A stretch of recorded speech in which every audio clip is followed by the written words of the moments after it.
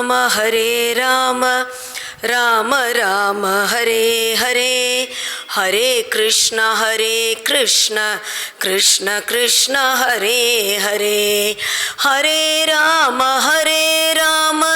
ராம ராம ஹரே ஹரே ஹரே கிருஷ்ண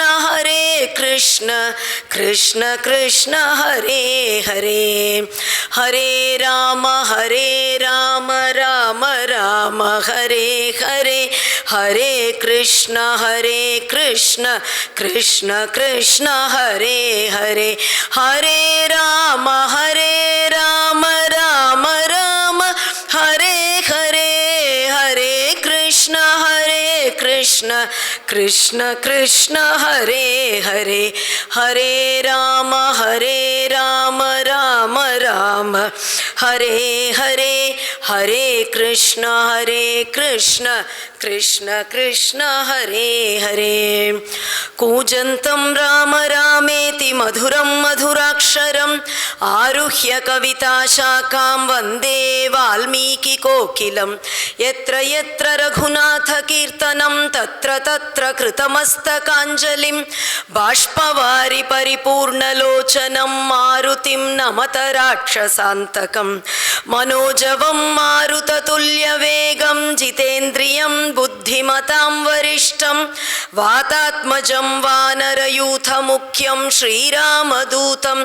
சிரசா நமாமி வைதேகி சகிதம் சுரத்ருமதலே ஹைமே மகாமண்டபே மத்யே புஷ்பகமாசனே மணிமயே வீராசனே சம்ஸ்திதம் அக்ரே வாசயதி பிரபஞ்சனசுதே தத்வம் முனிभ्यः பரம் வியாக்யாந்தம் பரதாதிபிः பரிவ்ருதம் ராமம் பஜே ஷ்யாமளம் ஜானகீகாந்தஸ்மரணம் ஜெய ஜெய ராம ராம. ராமரும் சீதையும் சாக்ஷாத் அந்த மகாவிஷ்ணுவும் மகாலட்சுமியும் என்று தான் கனவு கண்டதாகவும் ராமர் வெகு சீக்கிரம் ராவணனை வதம் செய்து சீதையை மீட்டு கொண்டு செல்வார் என்ற விஷயங்களை திரிஜட்டை என்ற விபீஷணனினுடைய பெண் ராட்சசிகளிடம் கூற ராட்சசிகள் அதற்கு மேலும் சீதையை மிரட்டாமல் அங்கிருந்து சென்றார்கள்ங்கிறதோட நேற்றைக்கு நம்ம முடிச்சிருக்கோம். மேலே இப்போ எல்லா ராட்சசிகளும் போயாச்சு. சீதை தனியாக அவளுக்கு ஏகாந்தமாக இருக்கணும் போல இருக்கு. அங்கிருந்து ஒரு மரத்தடிக்கு வந்து அமர்ந்திருக்கா. நினைக்கிறா, இந்த ராவணன் எனக்கு 2 மாச காலம் உயிர் பிச்சை கொடுத்துட்டு போயிருக்கான். இவ்வளவு காலம் அந்த ராவணன் கொடுத்த ஒருவேளை உணவு நான் உட்கொள்ளல, அவன் கொடுத்த வஸ்திரம் எதையும் நான் தரிக்கல. இப்போ அவன் கொடுத்திருக்கிற 2 மாச உயிர்ல நான் உயிர் வாழ்வதாவது, அவன் கொடுத்த எதையும் ஏற்க மாட்டேன் என்று இருக்கக்கூடிய என்னுடைய அந்த விரதம் போயிடுமே. மேலும் யாரோ ஒரு ராட்சசி அவ வந்து சொல்றா, ராமர் என் கனவுல வந்தார் அப்படின்னு. நான் 10 மாசமா அந்த பிரபுவினுடைய ஒரு தர்சனம் கிடைக்காதா என்று தவித்து ஏங்கி கொண்டிருக்கேன். என் கனவுல வரக்கூடாதா அவர்? ஆனால் தூங்கினாதானே கனவுங்கிறதே வரும். நான் தான் தூங்கவே இல்லையே, அதற்கு மேல ஸ்வப்னம்ங்கிறது எப்படி வர? அந்த பிரபு என்ன மறந்துட்டாரா? இப்படி இவ்வளவு காலமாகியும் எந்த ஒரு செய்தியும் அவர்கிட்ட இருந்து இல்லையே. இனிமேல் உயிரை விட்டுடுறதுங்கிற முடிவுக்கு வந்துடுறான். ராவணன் கொடுத்த உயிர்ல இனிமேல் ஒரு க்ஷணம் கூட வாழ மாட்டேன் என்று தன்னுடைய நீண்ட கூந்தல், அந்த கூந்தலையே சுருக்கா போட்டு அந்த மரத்துல தொங்கிடுறதுங்கிற முடிவுக்கு வந்துடுறா. அனன்ய தெய்வத்வம் இயம் க்ஷமாச்ச பூமௌ ச ஷய்யா நியமஸ்ச தர்மே பதிவ்ரதாத்வம் விஃபலம் மமேதம் கிருதம் கிருதக்னேஷ்விவ மானுஷாணாம். அனன்ய தெய்வத்வம், ராமரையே தெய்வம் என்று நம்பி இருந்தேனே, அவரை தவிர வேறு ஒரு விஷயம் தெரியாது என்று இருந்தேனே, அந்த என்னுடைய பக்தி வீண் போயிற்றே. இவ்வளவு காலம் பொறுமையாக எப்படியும் என்னை ராமர் வந்து காப்பாற்றி விடுவார்னு எவ்வளவு கஷ்டங்களை சகித்து கொண்டிருந்தேன். அந்த என்னுடைய பொறுமை பிரயோஜனம் இல்லாமல் போயிற்றே. எவ்வளவு நியமத்தோடு கட்டாந்தரையில படுத்து உறங்கி உபவாசமாக இருந்து நான் கடைபிடித்த தர்மங்கள் எல்லாம் வீண் போயிற்றே. என்னுடைய பாதிவிரத்தியம் எனக்கு எந்த விதமான ஒரு நன்மையையும் செய்யலையே. என்னுடைய பாதிவிரத்தியம் வீண் போயிற்றே. தார்மீகமாக தர்மத்தின் பாதையில் இருந்தால் வாழ்க்கையில் க்ஷேமம் ஏற்படும்னு பெரியோர்கள் எல்லாம் சொல்லுவாளே, என்னுடைய எல்லா தர்மமும் வீண் போயிற்றே என்று புலம்பி அழுது தன்னுடைய உயிரை விட முயற்சிக்க, எந்த மரத்துல வந்து உயிரை விடணும்னு வராளோ அந்த மரத்து மேல ஆஞ்சநேயர் அமர்ந்திருக்கார். பார்க்கறர், ஆஹா பிராட்டி உயிரை விட்டுடணும்னு நினைக்கிறாளே, எப்படியாவது இவளை இப்பொழுது காப்பாற்றணுமே. மேல இருந்து உடனே தொப்புன்னு கீழே குதிச்சா ராவணன் தான் வேற உருவத்துல வந்திருக்கானோன்னு நினைச்சிடுவான். ராவணனால எந்த உருவமும் எடுத்துக்கொள்ள முடியும். இல்ல நான் ராமன் அனுப்பிய தூதன்னு சொல்லி அந்த மோதிரத்தை கொடுத்து எதையும் இந்த ஒரு சந்தர்ப்பத்தில் செய்தால் அவளுக்கு நம்பிக்கை ஏற்படுமான்னு தெரியல, உடனே ஏதாவது செய்யணுமே என்று நினைக்கிறார். அவருக்கு தோன்றது ராமாயணத்தை சொல்லலாம். ராமாயணம் என்பது எந்த ஒரு துக்கத்திற்கும் மருந்து. அதை இப்ப சொன்னால் இந்த ஒரு முடிவிலிருந்து பிராட்டியை மீட்கலாம் என்று அவருக்கு தோண ராமாயணத்தை சொல்ல ஆரம்பிக்கிறார். ராஜா தசரதோ நாம ரத குஞ்சர வாஜிமானு. தசரதன் என்று அயோத்தியினுடைய அரசன், அவருக்கு 4 புத்திரர்கள், ராமன், பரதன், லக்ஷ்மணன், சத்ருக்னன் என்று இப்படி ராமாயண கதைய பூரா சொல்றார்.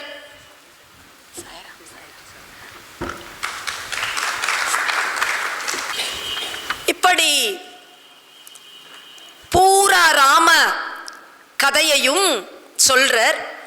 வனவாசமாக வந்த இடத்தில் தன்னுடைய மனைவியை ராட்சசன் அபகரித்து கொண்டு போயிட வானரர்களோடு சக்கியம் ஏற்பட்டு அந்த பிராட்டியை தேடிக்கொண்டு வந்த வானரர்களுக்குள் தட்சிண திசை நோக்கி வந்த வானரம் நான் அப்படின்னுட்டெல்லாம் பூரா ராமாயணத்தை சொல்ல சீத்தை அப்படியே பார்க்கறா, திகைச்சு போயிடுறா. இது என்னது? ராவணனினுடைய ஒரு கட்டும் காவலுமாக இருக்கக்கூடிய இந்த இடத்துல யாரோ ஒருவர் ராமாயணத்தை சொல்றதாவது, ஒருவேளை நான் ஏதாவது கனவு ஏதாவது காண்றேனா, இல்லை எப்ப பாரு ராமர் ராமர் ராமர் ராமர்னு அவரையே நினைச்சு எனக்கு ஏதாவது பிரமையா, அவரை பத்தி யாரோ பேசுற மாதிரி எனக்கா ஏதாவது ஒரு வேளை தோணறதா? கவனிச்சு கேட்கிறா. இல்லை, வாஸ்தவமாவே யாரோ ராமாயணம் சொல்லத்தான் செய்யறா. யாரு இப்படி அமிர்தமா ராமாயணத்தை வர்ஷிக்கிறாளே, யாருன்னு தெரியலையேன்னு தன்னுடைய அந்த சந்திரன் போன்ற முகத்தை அப்படி தூக்கி மேலே பார்க்கறா. மரத்து மேலே ஆஞ்சநேயர் அமர்ந்திருக்கர். பார்த்த உடனே இப்படி குரங்கு பார்க்கக்கூடாதும்பாளே, குரங்கு பார்க்கறது நல்ல சகுனம் இளம்பாளே, இப்படி ஒரு வானரத்தை நம்ம பார்க்கிறோமே, இது என்னமோ ஏதோ தெரியலையே என்று நினைக்க ஆஞ்சநேயர் அந்த மரத்திலிருந்து கீழே அப்படியே குதிக்கிறார். சாஷ்டாங்கமா சீத்தை காலில் விழுந்து நமஸ்காரம் பண்ணிடுறார். ராவணன் எதை செஞ்சாலும் செய்வான், சுட்டு போட்டாலும் காலில் விழுறதுங்கிறது மட்டும் அவனுக்கு வராது. அதனால காலில் விழுந்து சேவிக்கிறார். வயசுல பெரியவர், சின்ன பொண்ணு சீத்தை, ஆனால் காலில் விழுந்து அப்படியே சேவிக்கிறார். சீதா பிராட்டி பார்க்கிறா, அப்பா நீ யாரு தெரியலையே, நான் ராமர் அனுப்பி உங்களை தேடி வந்துள்ள வானரன், ஹனுமான் என்று என் பெயர், சுக்ரீவ மகாராஜாவினுடைய மந்திரி நான். அப்படியா, வானரன்னு சொல்ற, வானரர்களுக்கும் நரர்களுக்கும் எப்படி சக்கியம் ஏற்பட்டது? ராமர் உங்களை போய் ஏன் அனுப்பியிருக்கார் என்ன தேடுறதுக்காக? உங்களினுடைய சங்கல்பம், அதனால தான் சக்கியம்ங்கிறது ஏற்பட்டது. நீங்கள் உங்களினுடைய ஆபரணங்களை ஒரு வஸ்திரத்தில் முடிந்து தூக்கி விட்டெறிந்தீர்கள் இல்லையா, அது எங்கள் கையில் தான் கிடச்சிது. அதை நாங்கள் ராமர்கிட்ட கொடுத்தோம். எங்கள் மகாராஜாவுக்கும் ராமருக்கும் சக்கியம் ஏற்பட்டது. உங்களை தேடிக்கொண்டு லட்சக்கணக்கான வானரர்கள் இப்போ உலகம் பூரா சென்றிருக்கார்கள். அவர்களுக்குள்ள தட்சிண திசை நோக்கி வந்த வானரன் நான். ராமர் அனுப்பிதான் நான் வந்திருக்கேன். அப்படித்தான் ராமர் அனுப்பி வந்தவன் என்றால் ராமரை பற்றி சொல்லு. ராமர் பார்க்க எப்படி இருப்பார், ராமரினுடைய குணங்கள் என்னங்கிறதை எல்லாம் நீ எனக்கு சொல்லணும். மேல ஆஞ்சநேயர் ராமரினுடைய ரூபம், அவரினுடைய குணங்கள் எல்லாத்தையும் பிராட்டிக்கு சொல்றார். ஆஞ்சநேயரே ராமரை பற்றி சொன்னா எப்படி இருக்கும்? கேட்க கேட்க கேட்க பிராட்டியினுடைய மனசு சாந்தமடையிறது. கொஞ்சம் கொஞ்சமாக இவ்வளவு காலம் அவள் அனுபவித்த துக்கம் எல்லாம் அப்படி கொஞ்சம் கொஞ்சமாக அதற்கு ஒரு பெரிய ஒரு மருந்தாக அவளுக்கு இருக்கு. இவ்வளவையும் சொன்னதற்கு பிறகு அந்த மோதிரத்தை எடுத்து சீதையினிடத்துல அப்படி நீற்றர். முதலியே மோதிரத்தை கொடுத்திருக்கலாமே என்றால் நம்பிக்கை ஏற்படுமோ என்னவோ. இப்போ தான் ராமனை சேர்ந்தவன்கிற ஒரு நம்பிக்கையை ஏன்னா மோதிரம் யார் கையில வேணா எப்படி வேணா கிடைக்கலாம், யாரோ எடுத்து கொண்டு வந்துட்டாளோன்னு அவன் நினைச்சிடக்கூடாதே. அதனால மனதுல நம்பிக்கையை ஏற்படுத்தி அதன் பிறகு அந்த மோதிரத்தை எடுத்து இப்படி நீற்றாராம். பெரியோர்களுக்கு நம்ம கொடுக்க கூடாது, அவர்கள் கை கீழே நம்ம கை மேலன்னு இருக்கக்கூடாது. அதனால இப்படி நீட்ட சீத்தை அதை எடுத்துக்கொள்கிறாள். அப்படி எடுத்துக்கொண்டு பார்க்கிறா. ராமநாமாங்கிதம் சேதம் பஷ்யதேவி அங்குலீயகம் என்று ராம என்று அந்த மோதிரத்துல எழுதி இருக்காம். அப்படி ராமநாமம் பொறிக்கப்பட்ட அந்த மோதிரத்தை வாங்கி கொண்டவள் ராமரையே தான் பெற்றோம் அப்படிங்கிற அந்த ஒரு சந்தோஷத்தை அவள் அடைகிறாள். கண்ணீர் பெருக்கிறா, அப்படியே மார்போட அணைத்து கொள்கிறாள். மேல ஆஞ்சநேயரின் இடத்துல கேட்கிறாள். குஷலீயதி காகுத்ஸ்தக கிம்ன சாகர மேகலாம் மஹீம் தகதி கோபேன யுகாந்தாக்னிரிவோத்திதஹ கச்சின்ன வியததே ராமஹ கச்சின்ன பரிதப்யதே உத்தராணி ச கார்யாணி குருதே புருஷோத்தமஹ. குஷலி யதி காகுத்ஸ்தக, ராமர் க்ஷேமமாகத்தான் இருக்கார் என்றால் இவ்வளவு காலம் இந்த இலங்கையை எப்படி அழிக்காம விட்டு வச்சிருக்கார்? அப்படியே பூமியையே அவர் பொசுக்கிருக்க வேண்டாமா? கோபத்துல என்னை தூக்கி கொண்டு வந்துட்டான் ராவணன்னு தெரிஞ்ச அடுத்த க்ஷணம் லங்கையே சுட்டு எரிச்சிருக்க வேண்டாமா?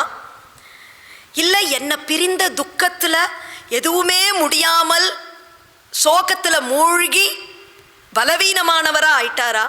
அப்படி ஆகக்கூடியவர் இல்லையே ராமர். எப்பேற்பட்ட துக்கம் நேர்ந்தாலும் அதிலிருந்து மீண்டு தன்னுடைய காரியங்களை உற்சாகமாக செய்யக்கூடியவர் தானே ராமர். மேலும் மேலும் இனிமே என்ன செய்யலாம், இதை எப்படி மாற்றலாம் அப்படின்னுட்டு பார்ப்பரே தவிர எந்த விதத்திலையும் சோர்ந்து போகக்கூடியவரே அவர் கிடையாதே. த்விவிதம் த்ரிவிதோபாயம் உபாயம் அப்படி சேவத்தே, எந்த ஒரு விஷயத்தையும் செய்தே ஆகணும் என்றால் 2 விதமான 3 விதமான உபாயங்கள் எதனாலும் கை கொள்ளக்கூடியவரே. த்விவிதம் 2 உபாயம்னா ஒரு நல்ல விதமான உபாயம், அப்படி செஞ்சா எல்லாரும் பாராட்டுவா, ஓ இது நல்லா அப்படிங்கிறது. மற்றொரு உபாயம் எப்படினாலும் சரி செஞ்சே ஆகணும். அது சௌமியமான நல்ல உபாயம்னு அதை சொல்றதுக்கு இல்லை, ஆனால் காரியம் என்னமோ நடந்துடும். இப்படி எந்த உபாயத்தினாலும் கை கொண்டு காரியத்தை சாதிக்கக்கூடியவரே ராமர். அப்புறம் த்ரிவிதம் உபாயம்னு அடுத்தது அதே ஸ்லோகத்தில் சொல்லி இருக்கு. பிரம்மா விஷ்ணு சிவன் என்ற மூவரையும் கொண்டு அந்த மூவராலும் என்ன காரியம் செய்ய முடியுமோ அதனாலும் அப்படி செய்தினாலும் எதையும் சாதிக்கக்கூடிய ஒரு சாமர்த்தியம் உள்ளவரே ராமர். இப்படி இருக்க இல்ல த்விவிதம்ங்கிறதுக்கு இகலோகம் பரலோகம்னு, இந்த லோகத்துல எது செய்யணும்னாலும் ராமரால முடியும், ராமரால முடியாதுங்கிறது கிடையாது. பரலோக விஷயம்னா இந்த லோகம் தவிர மேல் லோகங்கள் விஷயமாகவும் எதுனாலும் சாதிக்கக்கூடிய சாமர்த்தியம் உள்ளவர் ராமர். அப்படி இருக்கும் பொழுது இதுவரைக்கும் இந்த லங்கையை நோக்கி அவரினுடைய அம்புகள் சேரலியே. கச்சிதக்ஷௌஹிணீம் பீமாம் பரதோ பிராத்ருவத்சலஹ த்வஜினீம் மந்த்ரிபிர்குப்தாம் பிரேஷயிஷ்யதி மத்கிருதே வானராதிபதி ஸ்ரீமான் சுக்ரீவः கச்சிதேஷ்யதி மத்கிருதே ஹரிபிர்வ்ருதோ தந்தநகாயுதைः கச்சிச்ச லக்ஷ்மண சூரக சுமித்ரானந்தவர்தனக அஸ்திரவிச்சரஜாலேன ராட்சசான் விதமிஷ்யதி ரௌத்ரேண கச்சிதஸ்திரேண ராமேண நிகதம் ரணே திரக்ஷ்யாமி அல்பேன காலேன ராவணம் ச சுஹ்ருஜனம். பரதன் தன்னுடைய 4 விதமான சேனைகளோடு கோவிதார கொடி பறக்க என்னை காப்பாற்றுவதற்காக இந்த லங்கை தேடி வரமாட்டானா? இல்ல அந்த சுக்ரீவ மகாராஜா தன்னுடைய வானர சைன்யத்தோடு கூட நகங்களாலும் பற்களாலும் இந்த ராட்சசர்களை எல்லோரையும் கடித்து குதறுவதற்கு அந்த வானரர்கள் எல்லோரும் இங்கு வரமாட்டார்களா? இல்ல அந்த லக்ஷ்மணர் தன்னுடைய சகோதரனுக்காக உயிரையே கொடுப்பதற்கு தயாரானவர், அவர் தன்னுடைய அஸ்திரங்களை அப்படி பிரயோகம் செய்து எப்பேற்பட்ட அஸ்திர சஸ்திரங்களில் அப்பேற்பட்ட ஒரு திறமை கொண்டவர், அவரினுடைய அஸ்திரங்கள் இந்த லங்கையை தாக்காதா? அல்லது ராமர் தன்னுடைய அஸ்திரத்தின் மூலமாக இந்த ராவணனை வதம் செய்து பூண்டோடு குலநாசம் செய்ய மாட்டாரா இந்த ராவணனை? அதை நான் பார்க்க மாட்டேனா? இதையெல்லாம் அவ எதிர்பார்த்துட்டு இருக்கா இவ்வளவு காலமா. பரதன் வந்துருவாரோ, சரி சத்தியம்னு கிளம்பி வந்தாச்சு. ஆனால் இப்படி ஒரு ஆபத்துன்னு உடனே அயோத்தி சைன்யமே என்னை காப்பாற்ற வரும்னு எதிர்பார்த்தா, வரல. இப்பொழுது வானரர்களோட நட்புங்கிறியே, அந்த வானரர்கள் இன்னும் சைன்யம் இன்னும் இங்க வரலையே என்னை காப்பாற்ற, லக்ஷ்மணர் வரலையே, ராமர் வரலையே என்று கண்ணீர் பெருக்கி கதர்றா ஆஞ்சநேயரின் இடத்துல. என்ன மறந்துட்டாரா ராமர்? நான் வேண்டான்னு வச்சுட்டாரா? இல்லம்மா, அப்படி எப்படி சொல்கிறீர்கள்? நான் இதோ உங்க முன்னாடி நிற்கிறேங்கிறதே ராமர் உங்களையே நினைத்து கொண்டிருக்கார், உங்களை தேடுறதுக்கு எல்லா முயற்சியும் எடுத்துக்கொண்டிருக்காருங்கிறதுக்கு நானே பிரமாணம். இதோ உங்க முன்னாடி இதோ நிற்கிறேனே. ராமர் நமாம்சம் ராகவோ புங்க்தே நச்சைவ மதுசேவதே வன்யம் சுவிஹிதம் நித்யம் பக்தம் அஷ்னாதி பஞ்சமம். அவர் மாம்சமே சாப்பிடுவது கிடையாது, மது அருந்துவது கிடையாது, எப்பொழுதும் காய்களையும் கனிகளையுமே உட்கொள்கிறார். அதுவும் நியமத்தோடு. வனவாசத்துல எந்த விதமான காய் கனிகளை உட்கொள்ளலாம்னு இருக்கோ அந்த காய்கனிகளை மட்டுமே அவர் உட்கொள்கிறார். 5வது காலத்துல மட்டும்தான் சாப்பிட்றார். ஒரு நாள்னு எடுத்துட்டா அதை 5 காலமா பிரிக்கிறோம். பிராத்தः காலம்னு ஒன்று, அதன் பிறகு சங்கவ காலம்னு, சூரிய உதய காலம் பிராத்தः காலம், அதன் பிறகு சங்கவ காலம்னு ஒவ்வொன்றும் 3 முகூர்த்தம் அந்த ஒவ்வொரு காலமும். அதன் பிறகு மத்தியானம் என்று மத்தியான பொழுது, அதன் பிறகு அந்த மத்தியான பொழுதிற்கு அடுத்தது உள்ள பராணம் என்ற காலம் 4வது, 5வது சாயங்காலம்ங்கிற பொழுது. காலம்பரத்திலிருந்து 4 காலங்கள்லையும் எதுவும் சாப்பிடாம அந்த 5வது காலம் அந்த பொழுது சாயரம் பொழுது மட்டும்தான் அவர் சாப்பிடுறார். அதுவும் ஏதோ சில பழங்களை மட்டும் உட்கொள்கிறார். நைவதம் ஷான்ன மசகான்ன கீட்டான்ன சரீஸ்ருபான் ராகவோ அபனயேத்காத்ராத் த்வதங்கயன அந்தராத்மனா. நைவதம் ஷான்ன மசகான்னு அவரினுடைய சரீரத்தில் அப்படியே ஈக்கள் மொச்சாலும் அதை அவ தட்டி விடுறது கிடையாது. தேள்கள் முதலிய ஜந்துக்கள் மேலே ஏறினாலும் அதை விளக்கணுங்கிற ஒரு பிரஜையே அவருக்கு இல்லை. புழு பூச்சிகள் கொசுக்கள்னு எல்லாம் அவரை மொய்த்தாலும் அப்படியே அமர்ந்து கொண்டு உங்கள் நினைவாகவே எப்பொழுதும் இருக்கர். ராமர் தூங்குறதே கிடையாது. அனித்ர சததம் ராமக சுப்தோபி ச நரோத்தமக சீதேதி மதுராம் வாணிம் வியாகரன் பிரதிபுத்தியதே. ராமர் தூங்குறதே கிடையாதும்மா. அப்படியே தன்னை அறியாமல் எப்பவாவது கண் அசந்துட்டா கூட தூக்கத்தில் கூட சீதே சீதே சீதேன்னு அவர் வாக்கிலிருந்து உங்களினுடைய நாமமே தான் வந்து கொண்டு இருக்கு. அதனால எப்பொழுதும் உங்களையே நினைத்து கொண்டு இருப்பவராக அந்த ராமர் இருக்கர். அவரை போய் உங்களை மறந்துட்டாரான்னு நீங்க நினைக்கிறீங்களே, அதை கேட்கிறா சீதை.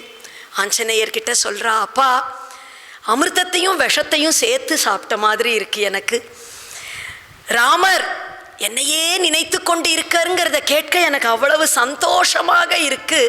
ஆனால் அதே நேரம் இவ்வளவு கஷ்டப்படுறாரே, தூங்குறது கிடையாது, சாப்பிட்றது கிடையாது, அப்படி என் விரகத்தினால் அப்படி வருந்துகிறாருங்கிறத கேட்கும் பொழுது எனக்கு மிகவும் துக்கமாகவும் இருக்கு. எவ்வளவு சீக்கிரம் முடியுமோ ராமரின் இடத்துல போய் சொல், இன்னும் 2 மாச காலம்தான் எனக்கு ராவணன் உயிர் பிச்சை கொடுத்துருக்கான். நான் ஆனா அந்த 2 மாசம் வரைக்கும் கூட வாழ விரும்பல. இன்னும் 1 மாச காலம் நான் உயிரோட இருப்பேன். அதுக்குள்ள வந்தா என்ன உயிரோட பார்க்கலாம், இல்லாட்ட உயிரை விட்டுடுவேன்னு சொல்லு. 1 மாசம் மட்டும் இருக்காளேன்னா இப்ப இந்த உயிர் ஆஞ்சநேயர் கொடுத்தது. ஆஞ்சநேயர் கொடுத்தது ராமாயண கதை கொடுத்த உயிர் இது, அவன் கொடுத்தது இல்லை இனிமே. அதனால இன்னும் 1 மாச காலம் நான் இருப்பேன், அதற்குள்ள வந்தா என்ன உயிரோட பார்க்கலாம் என்று ராமரின் இடத்துல போய் சொல்லு. ஆஞ்சநேயர் பார்க்கிறார், இவ்வளவு கஷ்டம் எதற்குமா? இன்னும் 1 மாச காலம், அதற்குள்ள ராமர் உங்களை மீட்கணும்னு. இதோ இன்னைக்கு சாயந்தரம் போய் ராமரை பார்த்துடலாம், என் தோள்ல ஏறிக்கோங்கோ, உங்களை அப்படியே தூக்கி கொண்டு போய் ராமர் முன்னாடி கொண்டு போய் இன்றைக்கே விட்டுடுறேன் என்று சொல்ல அப்படியே ஆச்சரியமா பார்க்கிறா சீதை. என்னது, என்னை தூக்கி கொண்டு போய் ராமர் கிட்ட போய் விட்டுடுவேன்னு இவர் சொல்றாரே. கதம் அல்ப சரீரஸ்துவம் அசாத்திய சிந்தை. எப்படி பார்க்கிறதுக்கு இவ்வளவு சின்ன ஒரு சரீரத்தோட இப்படி ஒரு சாதாரண வானரன் நீ, என்னை எப்படி நீ ராமர் கிட்ட கொண்டு போய் தூக்கி கொண்டு விட்டுடுறேங்கிறியே? 100 யோஜனை தூரம் கடல் தாண்டி வந்திருக்க, என்னையும் தூக்கி கொண்டு போய் இந்த ராட்சசர்கள் இவ்வளவு பேர் இருக்கா, எப்படி நீ கொண்டு ராமர் கிட்ட போய் சேர்ப்ப? உன்னால முடியுமா அப்படின்னுட்டு கேட்கிறாளாம். ஆஞ்சநேயருக்கு என்ன சொல்லனே தெரியல. முன்ன பின்ன யாரும் அவர்கிட்ட எதுவும் உங்களுக்கு முடியுமான்னு இதுவரைக்கும் கேட்டதே கிடையாதான். அசாத்திய சாதக சுவாமின் அசாத்தியம் தவ கிம்வத ராமதூத கிருபா சிந்தோ மத்காரியம் சாதய பிரபோன்னு அசாத்திய சாதக சுவாமின், எது முடியாததுனாலும் அதை முடிக்கக்கூடியவர். அதுவும் யாருக்கு? நமக்கே. நமக்கு ஒரு காரியம் ஆகணும்னாலே அதை முடிச்சு கொடுக்க கூடியவர். தான் ஒன்று பண்ணணும்னு ஒரு விஷயத்துல இறங்கினா அதை எங்கேயாவது முடிக்காம விடுவாரா? அப்படி இருக்கும் பொழுது நவம் பரிபவம் கிருத்தம், இதுவரை கேட்காத ஒரு விஷயத்தை இப்படி கேட்கிறாளே, இவள்கிட்ட என்ன சொல்ல, உனக்கு முடியுமான்னு என்ன போய் கேட்டுட்டா பார்த்தாயா? சரி, அவளுக்கு நம்மளை பத்தி தெரியல என்று மேல அங்கேருந்து கொஞ்சம் அந்த மரத்தடியில் நின்று தானே பேசின்னு இருக்கா, அப்படி கொஞ்சம் விலகி ஒரு ஓப்பன் ஏரியாவுக்கு வந்தாராம். விட்டு விட்டு விட்டு விட்டு விட்டுன்னு பெருசாக வளர்றார், பெரிய மலை மாதிரி ஒரு ரூபம் எடுத்துட்டாராம். இப்போ என்னால் உங்களை தூக்கி கொண்டு போக முடியும்னு நினைக்கிறேளாமா? இந்த ஒரு உருவம் போருமா உங்களை தூக்கி கொண்டு போகிறதுக்கு என்று கேட்க சீதை பார்க்கிறா. நான் உன்கிட்ட இப்படி கேட்டதே தப்புதான்ப்பா. எப்போ 100 யோஜன தூரம் கடல் தாண்டி வந்து இப்படி கட்டும் காவலுமா இருக்கக்கூடிய இந்த ராவணனினுடைய இடத்துல வந்து என்னை கண்டுபிடிச்சு வந்துட்டியோ அப்பவே உன்னுடைய பிரபாவம் எனக்கு தெரிஞ்சிருக்கணும். ஆனாலும் ஏதோ கேட்டுட்டேன். உன்னுடன் வருவதற்கு ஆனா எனக்கு விருப்பம் இல்லை. இந்த 100 யோஜன தூரம் கடல் தாண்டி நீ என்ன தூக்கி கொண்டு போயிடுவ, உனக்கு அந்த சாமர்த்தியம் இருக்கலாம். ஆனால் நான் உன்னை பிடித்து கொண்டு இருக்கும் பொழுது நான் பயந்து போய் ஏதாவது விட்டு கீழே கடல்ல விழுந்துட்டா என்ன பண்ண? இல்ல என்ன அப்படி நீ தூக்கி கொண்டு போகிற என்றால் இங்க இருக்கக்கூடிய ராட்சசர்கள் எல்லாம் என்ன சும்மா இருப்பாளா? அவர்கள் யுத்தத்துக்கு வரமாட்டாளா? அப்படி ஆயிரக்கணக்கில் ராட்சசர்கள் யுத்தத்துக்கு வரும் பொழுது அவ்வளவு பேரையும் சமாளிச்சு என்னையும் காப்பாற்றி கொண்டு போகணும்னா அதுல என்ன நேரும்னு சொல்றதுக்கு இல்லை. எவ்வளவு சக்தி இருந்தாலும் யுத்தம்னு வரும்பொழுது சில சமயம் வெற்றி ஏற்படலாம், சில சமயம் தோல்வி ஏற்படலாம். ஒருவேளை தோல்வி ஏற்பட்டுட்டால் இப்பவாவது எங்க இருக்கேன்னு கண்டுபிடிச்சாச்சு, போய் ராமர்கிட்ட சொல்லி பெரிய படை திரட்டி கொண்டு வரலாம், வந்து என்னை மீட்டு கொண்டு போயிடலாம். ஆனால் தப்பிக்க முயற்சி பண்ணினேன் அப்படின்னு இப்ப நான் இருக்கிற இடம் தெரிஞ்சிடுத்துன்னா என்னை வேற இடத்துக்கு மாத்தி வச்சிடுவான். அதற்கு மேல என்னை எங்க இருக்கேன்னு என்னை கண்டுபிடிக்க முடியாது. அப்படி கட்டும் காவலும் இன்னும் அதிகமாக்கிடுவான். அதனால இது அவ்வளவு சரியா எனக்கு தோணல. ஒரு பரபுருஷனினுடைய தோள்ல அமர்ந்து கொண்டு அப்படி அவ்வளவு தூரம் வரதுல எனக்கு இஷ்டம் இல்லப்பா. ராவணன் தொட்டு தூக்கி கொண்டு வந்துட்டான், அது பலாத்காரமாக அவன் கொண்டு வந்தது. நானா இப்ப ஒருத்தன் மேல ஏறி இங்க இருந்து போய் ராமர்கிட்ட போய் சேர்ந்தேன்னா அது என்னுடைய கற்புக்கு அழகு இல்லை, அதை நான் விரும்பல. மேலும் யாரோ ஒருவன் அபகரிச்சு கொண்டு வந்தான், யாரோ ஒருவன் காப்பாற்றி கொண்டு போய் ராமர்கிட்ட விட்டான்னா அது ராமருக்கு இழுக்கு. தன் மனைவியை ஒருவன் அபகரித்து கொண்டு வந்துட்டான்னா அவரே வந்து என்னை காப்பாற்றி கொண்டு போகிறது தான் அவருக்கும் அழகு, எனக்கும் அதுதான் பெருமை. அதனால அவர் வரட்டும், அவர் வரும் வரைக்கும் நான் காத்து கொண்டு இருக்கேன். நான் இங்கிருந்து போய் சேர வேண்டிய காலந்தாமா பாக்கி, நீங்க கவலையே படாதீங்கோ. வானரர்களும் கரடிகளுமாக இருக்கக்கூடிய பெரிய லட்சக்கணக்கான வானரர்கள் இருக்கக்கூடிய சைன்யம் வெகு சீக்கிரம் லங்கையை வந்து அடையும். சைன்யத்துல வானரர்கள் கரடிகள், ஜாம்பவான் ஒரு கரடின்னு சொன்னோம் இல்லையா, ரெண்டும் சேர்ந்துதான் இருக்கு அந்த சைன்யம் அப்படிங்கிறது. இப்ப ஆஞ்சநேயர் சீதையின் இடத்துல கேட்கிறார், நீங்கள் ஏதாவது ராமருக்கு கொடுக்கிறதுக்காக ஏதாவது கொடுத்தால் நான் போய் பிரபுவின் இடத்துல கொடுப்பேன், ஏதாவது சந்தேசமும் அவருக்கு நீங்கள் சொல்லி அனுப்பணும். மேல சீதை சொல்ல ஆரம்பிக்கிறா, ஒரு சமயம் வனவாசத்துல ராமர் என்னுடைய மடியில படுத்து கொண்டு இருந்தார், கண் அயர்ந்து தூங்கிட்டு இருந்தார். அந்த சமயத்துல ஒரு காக்கம் ஒன்று அங்க வந்தது, வந்து என்ன தீண்டி தொந்தரவு செய்ய ஆரம்பிச்சது. எனக்கோ நல்ல தூங்குறாரே, அசந்து அவரை எழுப்ப மனசு வரல. பக்கத்துல இருக்கிற ஒரு மண் கட்டியை எடுத்து அது மேல போட்டு அதை விரட்டினேன். திரும்ப திரும்ப திரும்ப என்ன அது தொந்தரவு செய்ய என்னுடைய மார்பை தீண்டி ரத்தம் சொட்ட ஆரம்பிச்சிடுத்து என் மார்பில் இருந்து. அந்த ரத்தம் மேலே விழுந்த உடனே தூக்கம் கலைஞ்சு எழுந்துட்டார் ராமர். காயம் ஏற்பட்டு சரீரத்தில் ரத்தம் வந்திருக்குங்கிறத பார்த்த உடனே அவருக்கு பயங்கர கோபம் வந்துட, ஒரு 5 தலை பாம்போட யாரு விளையாடுறது, யாருடா இப்படி அபச்சாரப்பட்டது சீதையின் இடத்துல என்று பார்க்க, அந்த காக்கா எய்தாப்புல அலகுல அப்படி ரத்தம் சொட்ட அங்க சுத்தின் இருக்கு. அது இந்திரனினுடைய மகன் காகாசுரன் என்று அவனுக்கு பெயர். தேவேந்திரனினுடைய பிள்ளையாம். அசுர வேலை பார்த்ததுனால தேவன் பிள்ளையா இருந்தாலும் அவனுக்கு காகாசுரன்னு அசுரன்னு பேர் வந்துடுது. நம்ம என்ன செய்யறோமோ அதை பொறுத்து தானே நம்மளை இன்னார்னு எப்படி எல்லாரும் தெரிஞ்சுக்கிறான்னா நம்முடைய செயல்களை வச்சு எப்படி இருக்கோமோ அதை பொறுத்து நாம் அறியப்படுகிறோம். இப்போ ஒரு புல்லை எடுத்தர், அந்த புல்லை பிரம்மாஸ்திரமாக அந்த புல்லுல பிரயோகம் பண்ணி அந்த காகாசுரன் மேல ஏவிடுறார். அப்படி பிரம்மாஸ்திர பிரயோகம் செய்யப்பட்ட உடனே காகாசுரன் அங்கிருந்து ஓடுறான். நேர ஸ்வர்க்கத்துக்கு போகிறான். அப்பா கிட்ட போய் நிற்கிறான், காப்பாற்றணும் காப்பாற்றணும். தேவேந்திரன் கையை விரிச்சிடுறார். மகர்ஷிகள் கிட்ட எல்லாம் போகிறான், நீங்க யாராவது என்ன காப்பாற்றணும். யாரும் எங்களால முடியாது, எங்களால முடியாது, எங்க போனாலும் எங்களால ஒன்றும் முடியாது, எங்களால ஒன்றும் முடியாது என்று அவ்வளவு பேரும் கைவிரிச்சிட திரும்ப எல்லா பக்கமும் சுத்திட்டு ச பித்ராச்ச பரித்யக்தக சர்வைஷ்ச பரமர்ஷிபிகி த்ரீன்லோகான் சம்பரிக்ரம்ய தமேவ சரணம் கதக. 3 லோகத்திலையும் சுத்தி எங்கும் அபயம் கிடைக்காமல் மீண்டும் ராமர் சந்நிதிக்கே வந்து சேர்ந்து ராமர் காலடியில வந்து விழுந்தானாம். ராமர் பார்க்கிறார், சரி சரணம்னு வந்து அடைஞ்சிட்டா அதுக்கு மேல யாருக்குனாலும் அபயம் கொடுக்கறது. அதனால அந்த காக்காசுரனை வந்து கொல்லாம விடுறார். ஆனால் அஸ்திரம் பிரம்மாஸ்திர பிரயோகம் பண்ணியாச்சு. பிரயோகம் பண்ணின அஸ்திரம் வந்து வீண் போகக்கூடாது. அதற்காக அந்த அஸ்திரத்துக்கு எதையாவது ஒன்று அதை எடுத்ததுன்னு ஆகணுமேங்கிறதுனால அந்த காக்கையினுடைய வலது கண்ணை வாங்கிட்டாராம். வலது கண் பார்வை போயிடுத்து அந்த காக்காசுரனுக்கு. ஆனால் உயிர் பிழைத்தான் என்று அப்படி அவன் உயிர் பிழைக்க சதம் நிபதிதம் பூமௌ சரண்யக சரணாகதம் வதார்ஹமபி காகுத்ஸ்தக கிருபையா பரியபாலயத்து. கொல்லத்தான் செய்யணும் அவனை, அப்பேற்பட்ட அபச்சாரம் செய்தவன். ஆனாலும் கிருபையா பரியபாலயத்து, கருணையினால்.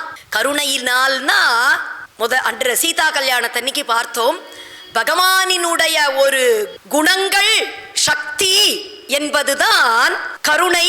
கருணையினால் காப்பாற்றினாள்னா பகவானினுடைய ஒரு குணங்கள் சக்தி எல்லாத்தையும் தான் நம்ம வந்து தாயார் அப்படின்னுட்டு சொல்றோம். இப்போ கிருபையா கருணையினால் காப்பாற்றினர்னா சீத்தை சொல்லி காப்பாற்றினர். அப்படி வந்து விழுந்த உடனே சீத்தை சரி ஐயோ பாவம் விட்டுடுங்கோ அப்படின்னு சொல்றாளாம். ஏன்னா அபச்சாரப்பட்டது அவகிட்டக்க, அவ சரின்னு சொல்லணும் இல்லையா. இவர் விடணும்னு நினைச்சாலும் அப்படி என்கிட்ட அபச்சாரப்பட்டான், என்ன இப்படி நடத்தியிருக்கா, நீங்க எப்படி அவனை சும்மா விடுறது அப்படின்னு அவன் நினைச்சிட்டான்னா அதனால அவள் சொல்ல சரின்னு சொல்ல காப்பாற்றினார் என்று ஒரு அர்த்தம். இன்னொன்னு இந்த ஸ்லோகத்துல காகுத்ஸ்தக கிருபையா பரியபாலயத்துன்னு இருக்கு. காகுத்ஸ்தன்னா ககுத்ஸ்த வம்சத்தில் வந்தவன்னு அர்த்தம், ராமர் என்று அர்த்தம். இங்க ஏன் காகுத்ஸ்தன்கிற பெயரை வந்து அப்படி பிரயோகம் பண்ணி இருக்கு என்றால், ககுத் அப்படின்னா அந்த காளை மாட்டுக்கு அந்த திமிர்னு இருக்கும் இல்லையா, அதுக்கு வந்து ககுத்துன்னு பெயர்.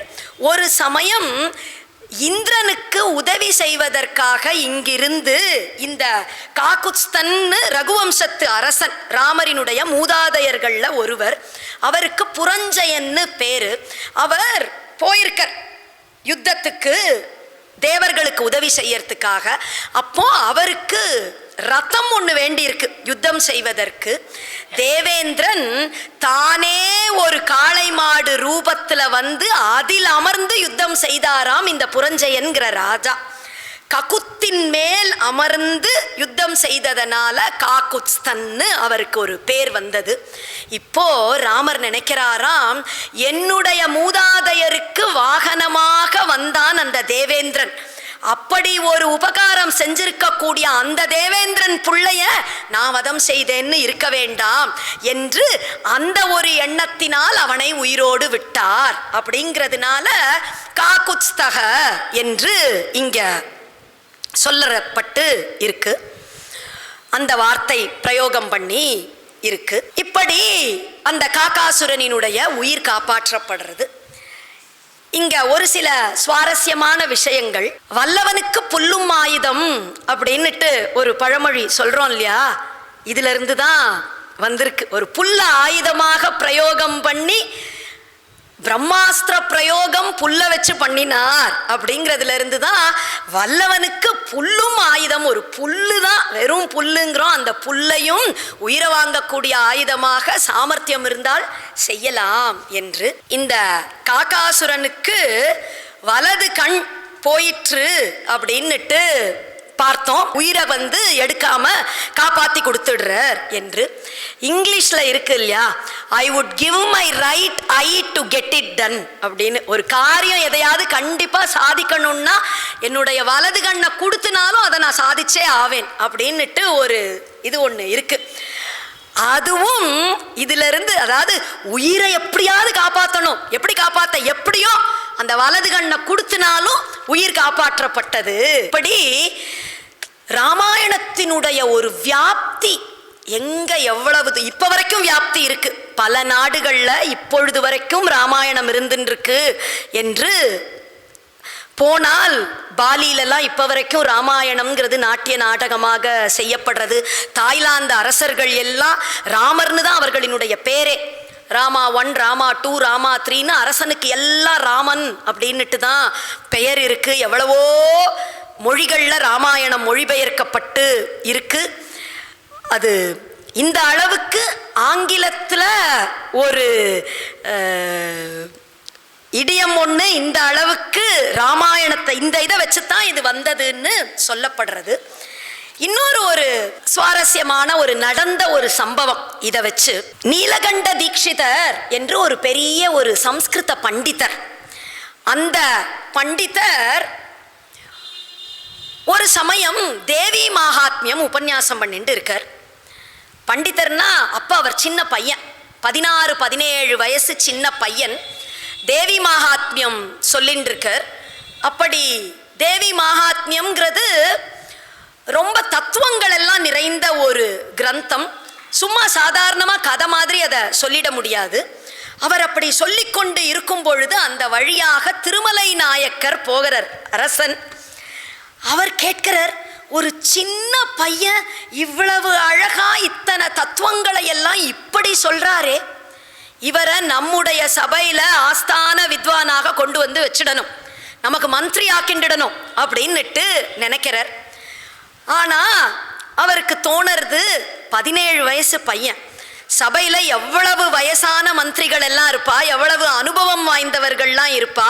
ஒரு சின்ன பையனை போய் நான் இப்போ இவ்வளவு பெரிய பொறுப்பை கொடுத்து உங்கள் எல்லாருக்கும் இவன் தான் தலைவன்னு உட்கார்த்தி வச்சா எல்லாருக்கும் கொஞ்சம் மனசு வருத்தம் ஏற்படுமே. முடிவு பண்றார், சரி எல்லாரும் ஒத்துக்கிற மாதிரி பண்ணிடலாம், ஒரு பரீட்சை ஒன்று வைப்போம், அதுல அந்த புள்ள வெற்றி பெற்றால் அவனை நம்முடைய ஆஸ்தான மந்திரியாக நம்ம வச்சுக்கலாம் என்று நினைத்து கூப்பிட்டு அனுப்புறார் சபைக்கு. நீலகண்ட தீட்சிதர் திருமலை நாயக்கரினுடைய சபைக்கு வரர். வந்த இடத்துல மந்திரிமார்கள் இருக்கா, பெரிய பெரிய பண்டிதர்கள் எல்லாம் இருக்கா, ஊர் மக்கள் எல்லோரும் இருக்கார்கள்.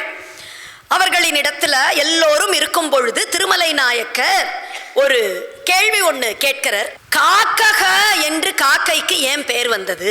சான்ஸ்கிரிட்ல காக்கக அப்படின்னா காக்கை, தமிழ்ல காக்கைன்னு சொல்றோம், சம்ஸ்கிருதத்துல காக்கக. காக்கக என்ற பெயர் எப்படி வந்தது காக்காய்க்கு? எல்லாரும் பார்க்கறா, இது என்ன காக்ககன்னா காக்கா, இது ஏன் வந்தது பேர்னா இதற்கு என்ன சொல்றது, என்னடா இது, எல்லாம் இப்படி ஒருத்தர் பார்க்க யாருக்கும் தெரியல. இந்த திருமலை நாயக்கர் பார்க்கிறார், ஒருத்தரும் பதில் சொல்ற மாதிரி இல்ல. நீலகண்ட தீட்சிதர், நான் வேணா முயற்சி பண்ணவா என்று கேட்கிறார். சின்ன பையன், முதலையே அப்படி எழுந்து நான் சொல்லிடக்கூடாது, அதனால கொஞ்சம் பார்த்துட்டு நான் வேணா முயற்சி பண்ணவா, அவசியம் பண்ணுங்கோ. அதற்கு அவர் அப்பொழுது சொல்றார், இந்த காக்காசுரன் என்ற அசுரன் இப்பொழுது உயிர் தப்பிச்சு போகிறான் இல்லையா, அப்படி போகும் பொழுது கத்திண்டே போறானாம். சீதேவ ராமேவ புவனே க்ஷமயா தயயா இக காக்கக இதி ஆத்மகோஷ வச்சசா தத் ஜாத்தியானாம் ததைவ சஞ்ஞா ஆசீத். நீலகண்ட தீட்சிதரினுடைய ஸ்லோகம். சீதேவ ராமேவ புவனே க்ஷமயா தயயா இக காக்கக. சீதையை போன்று பொறுமை உள்ளவள் இந்த உலகத்தில் யார்? ராமனை போன்று கருணை உள்ளவர்கள் இந்த உலகத்தில் யார்?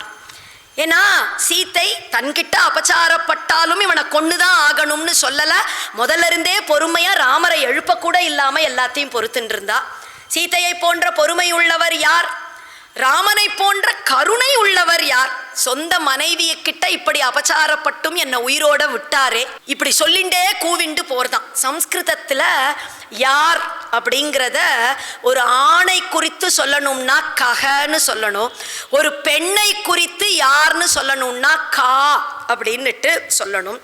சீதா இவ புவனே க்ஷமயா கா, சீதையை போன்று பொறுமை உள்ளவள் யார்? ராம இவ புவனே தயயா கக, ராமரை போன்று ஒரு கருணை உள்ளவர் யார் அப்படின்னு சீதையை போன்று யார், ராமரை போன்று யார், சீதையை போன்று யார், ராமரை போன்று யார்னு கத்திண்டே போறதுதான். சீதா இவ கா ராமா இவ கக, சீதா இவ கா ராம இவ ககன்னு காக்கக காக்கக காக்ககன்னு கத்திண்டே அந்த காக்கா போனதுனால அதிலிருந்து எல்லா காக்கைகளுக்கும் காக்கக என்று பெயர் வந்தது என்று ஒரு நடந்த சம்பவம் இந்த திருமலை நாயக்கரினுடைய ஆட்சியில. இது ஒரு சொன்னேன் பிராசங்கிகமா இப்படி இந்த விஷயத்தை வச்சு. அப்போ அந்த ராமாயணம்ங்கிறது எந்த அளவுக்கு வாழ்க்கையோட பின்னி பிணைந்து சகஜமா எல்லாருக்கும் அப்படி தெரிந்ததாக, சுலபமா எதுக்குனாலும் அதை பிரயோகம் பண்றதாக இருந்திருக்கு ஒரு காலத்துல. மீண்டும் அப்படி நன்கு எல்லாரும் அப்படி ராமாயணம்னா சகஜமா யாருக்கு வேணா தெரியும் அப்படிங்கிற அளவுக்கு ஆகணும். இப்படி இந்த காக்காசுர விற்த்தாந்தத்தை நான் சொன்னேன்னு போய் ராமருக்கு சொல்லு. ஒரு காக்கை என்ன தீண்டினதுக்கு அப்படி பிரம்மாஸ்திர பிரயோகம் பண்ணினாரே, இன்னைக்கு வரைக்கும் ராவணன் விஷயமா ஏன் அந்த பிரம்மாஸ்திரம் வராம இருக்குன்னு நான் கேட்டேன்னு சொல்லு. தன்னுடைய சூடாமணியை எடுத்து கொடுக்கறான். நெற்றியில அணிந்து கொள்ளக்கூடிய ஆபரணம், அதை எடுத்து இதை ராமர்கிட்ட கொடுத்தேன்னு கொடு. சூடாமணிங்கிறது சிரசில் அணிந்து கொள்ளக்கூடியது. அதை சீத்தை கொடுக்கறாங்கிறதுக்கு என்ன அர்த்தம்னா, சிரசால வணங்குறேன், நான் சரணமடைகிறேன், நான் உங்க காலில் விழுந்து சேவிக்கிறேன்னு. ராமர் அப்படி அங்குளிய பிரதானம்னு மோதிரத்தை கொடுத்ததற்கு அர்த்தம் அபயம், நான் அபயம் கொடுக்கிறேன் என்று அவர் கையில் அணியக்கூடிய அந்த மோதிரத்தை கொடுத்தார்.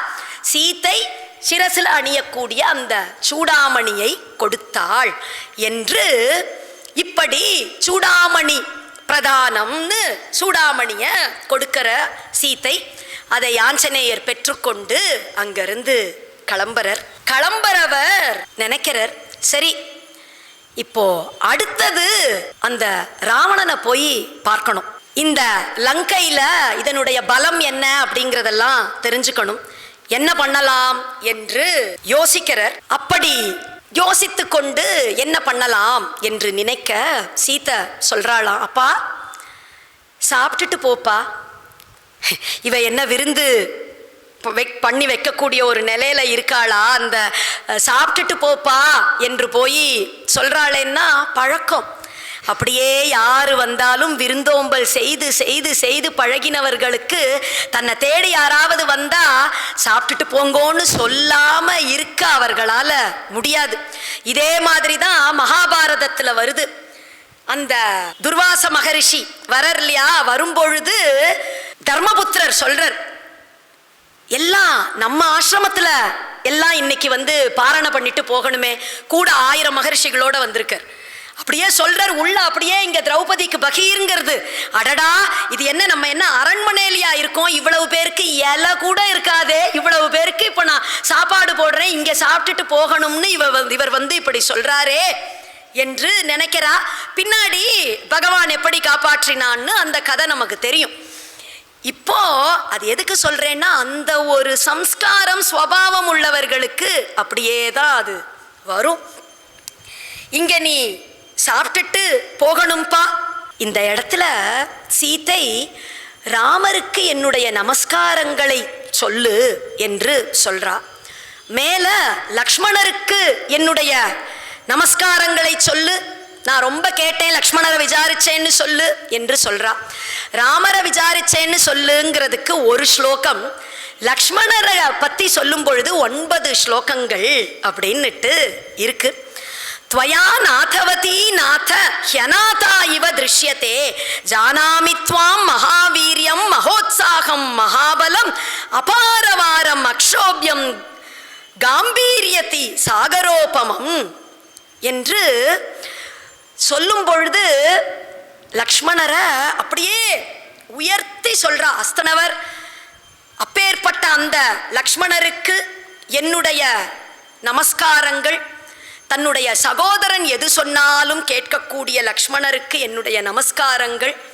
பித்ருவத் வர்த்ததே ராமே மாத்ருவத் மாம் சமாச்சரத் ராஜபுத்திர பிரியஸ்ரேஷ்டா சதிருஷா ஸ்வசுரஸ்யமே.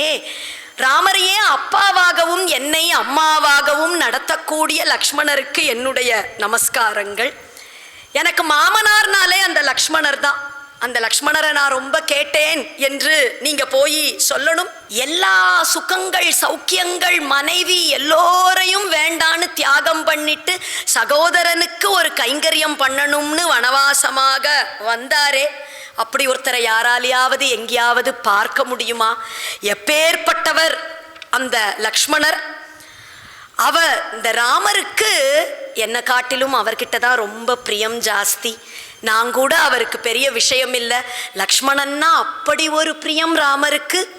அந்த லக்ஷ்மணரின் இடத்துல என்னுடைய வார்த்தைகளை நீங்க போய் சொல்லணும். நேத்திக்கு சொன்னோம் இல்லையா, அந்த லக்ஷ்மணரை அப்படி பேசிட்டோமேங்கிறது மனசுல இருக்கு.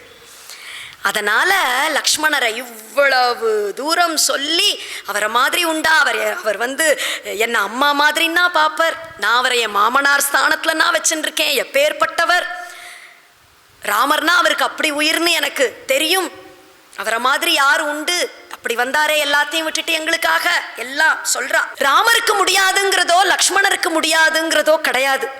அவர்கள் நினைத்தால் என்ன வேணா செய்யலாம். இன்றைக்கு வரைக்கும் இந்த லங்கைக்கு அவர்களினுடைய அஸ்திர சஸ்திரங்கள் வரலன்னா மமைவ துஷ்கிருதம் கிஞ்சித் மகத் அஸ்தி ந சம்சயகா.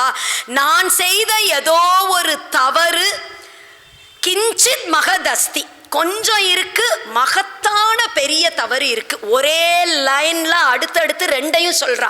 கிஞ்சித் அஸ்தி மகத் அஸ்தி, இதுல சந்தேகமே இல்லை என்று சொல்றா. என்ன ரெண்டு விஷயத்த சொல்றான்னா, ராமரை சொல்லிட்டா இல்லையா, எங்க அப்பா உங்களை பத்தி என்ன நினைப்பார், நீங்கள்லாம் ஒரு ஆம்பளையான்னு நினைச்சிட மாட்டாரான்னு முதல்ல சொன்னான்னு பார்த்தோம். அது ஒரு அபச்சாரம் நான் பட்டது. மற்றொன்று லக்ஷ்மணரை பேசினது. அப்ப இன்னும் என்ன சொல்றா, லக்ஷ்மணரின் இடத்துல உங்க அண்ணா உயிர் போயிட்டா நீங்க என்ன அடைஞ்சிடலாம்னு நினைக்கிறீளா, அதனாலதான் போக மாட்டேங்கிறாளான்னு கேட்டுட்டு மேல சொல்றா, பரதன் உன்னை இப்படி நடந்துக்க சொன்னானா, இவர் எப்போ ஒழிஞ்சு போவார்னு அண்ணாவும் தம்பியும் காத்துன்னு இருக்கேளா, நீங்க ராஜ்யம் ஆளலான்னு பரதன் சொல்லிதான் இப்படி எல்லாம் நீ நடந்துக்கிறியான்னுட்டும் கேட்கிறான். இதுல கிஞ்சித்னு சின்ன தப்பு லக்ஷ்மணரை சொன்னதான். ஏன்னா எய்தாப்புல இருக்கிறவாளை ஏதாவது தப்பு சொல்லிட்டா கூட அவளுக்கு ஒரு வாய்ப்பு கொடுக்குறோம் தன்னை ஜஸ்டிஃபை பண்ணிக்கிறதுக்கு. அதனால அது அவ்வளவு பெரிய தப்பு இல்லையா. ஆனால் ஒருத்தர் இல்லாத பொழுது அவர்களுக்கு பின்னாடி அவர்களை பத்தி குறையா சொல்றதுங்கிறது ரொம்ப பெரிய தப்பா. எங்கேயோ இருக்கக்கூடிய பரதன் அவனை பற்றி போய் இப்படி பேசினாள்ங்கிறது இன்னும் ரொம்ப பெரிய தவறுங்கிறதுனால கிஞ்சித் மகத்னு ரெண்டு தப்பும் என்னிடத்துல இருக்கு, சந்தேகமே இல்லை என்று பெரியோர்கள் எல்லாம் அந்த வரிக்கு வியாக்கியானம் பண்ணியிருக்கா. அதனால இப்போ அந்த ஒரு அபச்சாரம் நான் பண்ணினது போனால்தான் ராமரே நினைச்சா கூட என்னை காப்பாற்ற முடியும். பகவான் கிட்ட அபச்சாரப்பட்டுட்டா கூட பகவான் மன்னிச்சு விட்டுடுவான். ஆனால் பாகவதர்கள் கிட்ட அபச்சாரப்பட்டுட்டா பகவானே நினைச்சா கூட நம்மளை காப்பாற்ற முடியாது. அம்பரீஷ சரித்திரத்துல அப்படித்தானே வருது. அப்படி ஒரு துர்வாசர் ஏவல் வச்சிடுறார். அதனால தப்பான இடத்துல ஏவல் வச்சதுனால சக்கரம் துரத்துறது. துர்வாசர் ஓடுறார், இந்திரன்ட்ட போறார், சிவபெருமான்கிட்ட போகிறார், பிரம்மாட்ட போகிறார், எல்லாரும் கை விரிச்சிடுறா. க்ஷீராப்திக்கு கடைசியில பெருமாள்கிட்ட போய் காப்பாத்தணும் காப்பாத்தணும், சக்கரம் துரத்துறது சக்கரம் துரத்துறது. என்னது இது, திடீர்னு கையில இருந்த சக்கரம் காணல, கிளம்பி போயிடுத்து. எங்க எந்த அசத்து அபச்சாரப்பட்டதோன்னு நினைச்சேன், சத்து நீங்க வந்து நிக்கிறேளே, என்ன ஆச்சு இப்படி வந்தேளே, நடந்ததை எல்லாம் சொல்றார். நீங்க தான் எப்படியாவது காப்பாற்றணும், நான் ஒன்றும் பண்றதுக்கு இல்லப்பா, எப்போ அம்பரீஷன் கிட்ட அபச்சாரப்பட்டியோ, அம்பரீஷனே உன்னை மன்னிச்சால்தான் சக்கரம் திரும்ப என் கைக்கு வரும். சக்கரத்தை நான் அம்பரீஷனுக்கு கொடுத்தாச்சு, அம்பரீஷன் கிட்டதான் அது இருக்கு. அம்பரீஷனுடைய ராஜ்யத்தை சக்கரத்தாழ்வார் தான் ஆண்டுன்னு இருக்கிறான். அப்படி பாகவதாள் கிட்ட, பக்தர்கள் கிட்ட அபச்சாரப்பட்டுட்டா பகவானே கை விரிச்சிடுவான், என்னால ஒன்றும் பண்ண முடியாது என்று. இப்போ அதேதான் ராமர் நினைச்சா கூட சீதையை வந்து காப்பாற்ற முடியாமல் அந்த அவ பட்ட பாகவத அபச்சாரம் ஒரு தடையா இருக்கு. அது சீதைக்கே அது தோணறது. அதனால லக்ஷ்மணரை எல்லாம் உயர்வா சொல்லி உங்களை மாதிரி உண்டான்னு தான் சொன்னதுக்கு எல்லாம் ஒரு பிராயசித்தமா ஒரு க்ஷமாபணம் மாதிரி இவ்வளவையும் சொல்லி நீங்க போய் இது எல்லாத்தையும் நான் சொன்னேன்னு போய் சொல்லுங்கோ அப்படின்னுட்டு சொல்றா. இம்ப்ளைடு எல்லாம் ஆஞ்சநேயர்கிட்ட அப்படி சொல்ல ஆஞ்சநேயர் மேல கிளம்புறர். அத மாதிரி சூடாமணியை கொடுக்கும் பொழுதும் ஒரு சுவாரஸ்யம். ததோ வஸ்திரகதம் முக்த்வா திவ்யம் சூடாமணிம் சுபம் பிரதேயோ ராமாய இதி சீதா ஹனுமதே ததௌ. ராமர் கிட்ட கொண்டு போய் அவர் கையில இத கொடுத்துடுங்கோ அப்படின்னு சொல்லி சூடாமணிய சீதை ஆஞ்சநேயர் கிட்ட கொடுக்கிறாளாம். ஏன்னா முதல்ல இங்க வந்து அங்குலியக்கத்தை என்ன பண்ணார், இப்படி காட்டினர், சீதையா எடுத்துண்டா இல்லையா. ஏன்னா அதுதான் முறை, பெரியோர்கள் கிட்ட அப்படிதான் நடந்துக்கணுங்கிறதுனால. எங்கேயாவது சூடாமணியையும் கொண்டு போய் இதே மாதிரி பண்ணிட போறாரே, எதையும் இப்படி காட்டினா ராமர் எடுத்துக்கிறதே கிடையாது. யாரு என்ன கொடுத்தாலும் என்னுடையதுன்னு தெரிஞ்சாலுமே சீதையினுடைய சூடாமணி அதைத்தான் கொடுத்திருக்கா கொண்டு வந்திருக்காருன்னு தெரிஞ்சா கூட ஒருவேளை ஆஞ்சநேயருக்குன்னு கொடுத்துருப்பா, வந்து சந்தேஷம் சொன்னதுக்காக அவ கொடுத்துருப்பாளோ அப்படின்னு நினைப்பர்.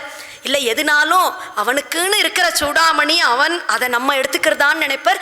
ஒருத்தர் கிட்ட இருந்து எடுத்துக்கிறது அப்படிங்கிறதே அவருக்கு ஸ்வபாவத்தில் கிடையாது. அதனால அவர் கையை பிடிச்சு அவர் கையில நீயே கொடுத்துடும் இந்த சூடாமணிய, சீத்தை கொடுத்தாள்னு கொடுத்துடு என்று சொல்லி சூடாமணியை கொடுத்து அனுப்புறாளாம். மேல இப்ப வரர். சரி, இனிமே அடுத்தது ராவணனை போய் சந்திக்க வேண்டியிருக்கு. ராவணனை பார்க்கணும்னா அவன் என்ன ஆஞ்சநேயருக்கு அப்பாயின்மெண்ட்டாக கொடுப்பான். அதனால என்ன செய்யலாம்னு பார்த்தர். அந்த அசோக வனத்தையே துவம்சம் பண்றார். அழகழகா இருக்கக்கூடிய மரங்களை எல்லாம் முறிச்சு எரிஞ்சு அங்க இருக்கக்கூடிய மண்டபங்கள் எல்லாத்தையும் அப்படியே சட சட சடன்னு அப்படியே கற்கள் எல்லாம் பெயர்த்து பொடி பொடியா விழறதான். கல் மண்டபங்களை எல்லாம் அப்படியே பேத்து எரியறாராம். ஒரே பெரிய அட்டகாசம் பண்றார் அந்த அசோக வனத்துல. ராட்சசிகள் எல்லாம் அலறிண்டு ஓடுறா. ஏதோ ஒரு குரங்கு வண்ணு வந்து அசோக வனத்தையே துவம்சம் பண்றது, அசோக வனத்தையே துவம்சம் பண்றது. ராவணன் பார்க்கிறான், வீரர்களை எல்லாம் அனுப்புறான். 80,000 வீரர்களை அனுப்புறானாம். 80,000 வீரர்களையும் வதம் செய்தார் ஆஞ்சநேயர். அவ்வளவு பேரையும் வதம் செய்திட மேல பார்க்கிறான், வந்திருக்கிறது சாதாரண வானரம் மாதிரி தெரியல. தன்னுடைய சேனாதிபதிகளை எல்லாம் அடுத்தது அனுப்புறான். ஜம்பூமாலி என்று அவன் தலைமையில மந்திரி புத்திரர்கள் 7 பேர் அனுப்புறான். அவ்வளவு பேரையும் வதம் செய்தார் ஆஞ்சநேயர். விரூபாக்ஷன், யூபாக்ஷன், துர்தரன், பாசகர்ணன் என்று எல்லா சேனாதிபதிகள், ராவணனினுடைய சேனையில ஆச்சரியமான வீரர்கள் அவ்வளவு பேரையும் வதம் பண்ணிடுறார். ஒவ்வொருத்தரா வரா, அத்தனை பேரையும் வதம் செய்யறார் ஆஞ்சநேயர். தன்னுடைய பிள்ளையாகிய அக்ஷகுமாரனையே அடுத்தது அனுப்புறான். அந்த அக்ஷகுமாரன் வந்து அனுப்பும் பொழுது சொல்லி அனுப்புறானாம் ராவணன். நதே அஸ்தி அசக்கியம் சமரேஷு கர்மணாம் நதே அஸ்தி அகாரியம் மதிபூர்வ மந்திரணே. உன்னால சரீரத்தை கொண்டு செய்ய முடியாததுன்னு எதுவுமே கிடையாதுன்னு எனக்கு தெரியும். உன்னால உன் புத்தியை கொண்டும் செய்ய முடியாததுன்னு எதுவும் கிடையாதுன்னு எனக்கு தெரியும். உன்னை அனுப்பி வைக்கிறேன். ஏதோ ஒரு வானரன் வந்து பெரிய பயங்கரமான யுத்தம் பண்ணிட்டு இருக்கு, என்ன ஏதுன்னு ஜாக்கிரதை போய் பார்த்துட்டு வான்னு பிள்ளைய அனுப்புறான். பயங்கரமான யுத்தம். அந்த அக்ஷகுமாரனோடு யுத்தம் நடக்கும் பொழுது மலைகள் எல்லாம் அப்படியே ஆடுறதாம். காற்று அப்படியே நின்றுடுதான், ஸ்தம்பித்து போய் காற்று வீசாமல் நின்றுடுறதாம். கடல் கொந்தளித்து பெருசா மேல அலைகள் எல்லாம் அப்படியே கிளம்புறதான். அவ்வளவு பயங்கரமான யுத்தம் நடக்கிறது. ஆனால் அந்த அக்ஷகுமாரனையும் வதம் செய்தார் ஆஞ்சநேயர். தனி ஒருவராக வரிசையா அத்தனை யாரு வந்தாலும் வதம் செய்ய ராவணன் பார்க்கறான், தானே கிளம்புறான். இது என்ன, அதுவும் சீதைய வச்சிருக்கிற இடத்துக்கு ஒரு வானரம் வந்து இவ்வளவு விஷயம் நடக்கிறது. அதனால தானே கிளம்ப இந்திரஜித் அங்கிருந்து வரான். அப்பா, ஒரு குரங்கு பிடிக்கிறதுக்கு நீங்க எதுக்குப்பா போகணும்? நானாச்சு, நான் போய் பார்த்துக்கிறேன், கவலைப்படாம இருங்கோ. அப்படி என்ன யாரு வந்திருக்கான்னு பார்த்துடுறேன், நான் போகிறேன். அங்கிருந்து கிளம்பி வரான். பயங்கரமான யுத்தம் நடக்கிறது. கடைசியில பிரம்மாஸ்திர பிரயோகம் பண்ணிடுறான் ஆஞ்சநேயர் மேல. ஆஞ்சநேயரை பிரம்மாஸ்திரம் எதுவும் செய்யாது. அவருக்கு பிரம்மாவினுடைய வரம் இருக்கு. ஆனாலும் அந்த பிரம்மாஸ்திரத்துக்கு கட்டுப்பட்ட மாதிரி கீழே விழுந்துடுற. ஏன்னா எவ்வளோ நேரம் இப்படி யுத்தம் பண்ணிட்டே இருக்கு. ஒரு அளவுக்கு பெரிய வீரர்கள் நிறைய பேரை சமாப்தி பண்ணியாச்சு. யுத்தத்தில் வந்து இது ஒரு ஹெல்ப்ஃபுல்லாக இருக்கும். எவ்வளவு படை தளபதிகளை எல்லாம் காலி பண்ணியாச்சு, புள்ள போயாச்சு. ராவணனுக்கு ஒரு மன வருத்தம் அதில் இருக்கும். அதனால் இப்போதைக்கு போகிறோம், நம்ம இனிமேல் ராவணனை போய் பார்க்கறதுக்கான காலம் வந்துடுத்து என்று நினச்சி தானே கட்டுப்பட்டு விழறர். இந்திரஜித் ரொம்ப பெருமையா ஆஞ்சநேயரை கட்டி தூக்கி கொண்டு போய் அப்படி ராவணன் முன்னாடி கொண்டு போய் நிறுத்துறர். ராவணனை பார்க்கிறார் ஆஞ்சநேயர். அப்படியே பிரமிச்சு போயிடுறார். அஹோ ரூபம், அஹோ தைரியம், அஹோ சத்வம், அஹோத்யுதிகி, அஹோ ராட்சச ராஜஸ்ய சர்வலக்ஷண யுக்ததா யதி அதர்மக ந பலவான் ஸ்யாத் அயம் ராட்சசேஸ்வரஹ ஸ்யாதயம் சுரலோகஸ்ய ச சக்ரஸ்யாபி ரக்ஷிதா. எப்பேற்பட்ட ஒரு ரூபம், எப்பேற்பட்ட ஒரு காம்பீரியம், என்ன ஒரு தைரியம், என்ன ஒரு லக்ஷணங்கள் எல்லாம், சாமுத்ரிகா லக்ஷணங்கள் எல்லாம் பொருந்தியவனாக இருக்கானே. இவன் மட்டும் அதர்மம்ங்கிறத செய்யாம இருந்தால், அதர்மம்ங்கிறது மட்டும் இவன் பட்சத்துல இல்லைன்னா, இவன் அந்த தேவேந்திரனையும் சேர்த்து அந்த ஸ்வர்க்கத்தையே ஆட்சி புரியறதுக்கான சக்தி உள்ளவன் போல இருக்கே, எப்பேற்பட்டவனாக இருக்கான் என்று பிரமிச்சு போய் பார்க்கிறார் ராவணனை. ராவணன் அப்பேற்பட்ட சக்தி உள்ளவன் தான். கைலாச பர்வதத்தையே தூக்கியவன், பிரம்மதேவனின் இடத்திலிருந்து வரம் வாங்கினவன். நரர்கள் வானரர்கள் தவிர தேவர்கள், கந்தர்வர்கள், யக்ஷர்கள், நாகர்கள், கிண்ணறர்கள் எந்த ஜீவராசினாலையும் என்னை வதம் செய்ய முடியாதுன்னு அப்படி வரம் வாங்கியவன். எல்லா தேவர்களும் அவனுக்கு அடிமையா இருக்கா. அப்பேற்பட்ட வேதாத்தியனம் செய்த பிராமணன் தன்னுடைய நரம்பையே தந்தியாக போட்டு சாமகானம் செய்வானாம் அந்த ராவணன். அப்பேற்பட்ட சிவபக்தன். ஆனால் பிறன் மனைவியை நோக்கினான் அப்படிங்கிறதுனால பல பெண்கள் கிட்ட அபச்சாரப்பட்டவன். பல பெண்கள், இந்த பெண்கள் விஷயத்துல அவனிடத்தில் இருந்த ஒரு புத்தியினால அழிந்தான் என்று பார்க்கிறோம் நம்ம ராமாயணத்துல. ராவணன் இப்ப ஆஞ்சநேயரை பார்க்கிறான். பார்த்தவுடன் நினைக்கிறான், கிமேஷ பகவான் நந்தி சாக்ஷாத் இஹாகதா ஏன சப்தோஸ்மி கைலாசே மயா பிரகசிதே புரா. சாக்ஷாத் நந்திகேஸ்வரர் தான் இங்க வந்துட்டாரா என்னுடைய சபைக்கு? முன்னாடி என்ன சபிச்சாரே, அந்த சாபத்துக்கான காலம் வந்துடுத்தான்னு நினைக்கிறான். ஒரு சமயம் இந்த ராவணன் குபேரனினுடைய புஷ்பக விமானத்தை அவனிடத்தில் இருந்து அபகரித்து கொண்டு, அவன் சொந்த சகோதரன், அவனுடைய சொத்தை எல்லாம் தான் பிடுங்கி கொண்டு அந்த புஷ்பக விமானத்தில் அப்படியே ஒரு ரவுண்டு வரானாம். போய் பார்ப்போம் ஒரு டிரைவ் எப்படி இருக்குன்னு முதல்ல புஷ்பக விமானத்தில் அப்படியே போயின்னு இருக்கான். அப்படி போகும்பொழுது வழியில கைலாச பர்வதம் நிற்கிறது. கைலாச பர்வதத்தை தாண்டி மேலே பறக்க முடியலை. எவ்வளவோ முயற்சி பண்ணுறான், அதுக்கு மேலே பறக்க முடியலை. அப்போ அங்க நந்திகேஸ்வரர் இருக்கார். கைலாச பர்வதத்தின் மேலே யாரும் பறந்து போக முடியாது, வேணா சுத்தி போ, இதற்கு மேலே யாரும் பறக்கக்கூடாது. ராவணன், அல்ப குரங்கே, நீ என்னடா சொல்றது, நான் என்ன கேட்கறது, இந்த மலைக்கு மேலே பறக்கக்கூடாதா? என்ன பண்ணுறேன் பார் இந்த பர்வதத்தை என்று தன்னுடைய கையினால் அப்படியே தூக்கிட்டானா அந்த கைலாச பர்வதத்தையே. கைலாசத்தில் அப்படியே கைலாச பர்வதமே ஆடுறது. பார்வதி பயந்து போய் கத்தரா, என்னாச்சு தெரியலையே, என்னாச்சு தெரியலையேன்னு. சிவபெருமான் பார்த்தார். தன்னுடைய கட்டை விரலால் வெறுமன அப்படி லேசாக அமுக்கினாராம். அப்படி திரும்ப பர்வத்தம் தொப்புன்னு அப்படியே கீழே வந்து உட்கார்ந்தது. ராவணன் கை உள்ள மாட்டின்றது, வெளியில் எடுக்க முடியல. 1000 வருஷம் இப்படி கஷ்டப்படுறான் அவன். கஷ்டப்பட்டு மேலே அப்பதான் சாமகானம் பண்றான். வாகீஸ்வரர் என்று திருநாவுக்கரசர்னு இருக்கார் இல்லையா, நால்வர்னு சிவபெருமானினுடைய பக்தர், அவர் அங்க தபஸ் புரிஞ்சுன்னு இருக்கார் கைலாசத்துல. வாகீஸ்வரர்னு அவருக்கு பேர். அவர் வந்து ராவணனை 1000 வருஷம் அழுதுண்டே இருக்கான். அதனால தான் அவனுக்கு ராவணன்னு பேர். முதல்ல தசக்ரீவன்னு தான் அவனுக்கு பேர், அதனால ராவணன்னு பேர் வருது.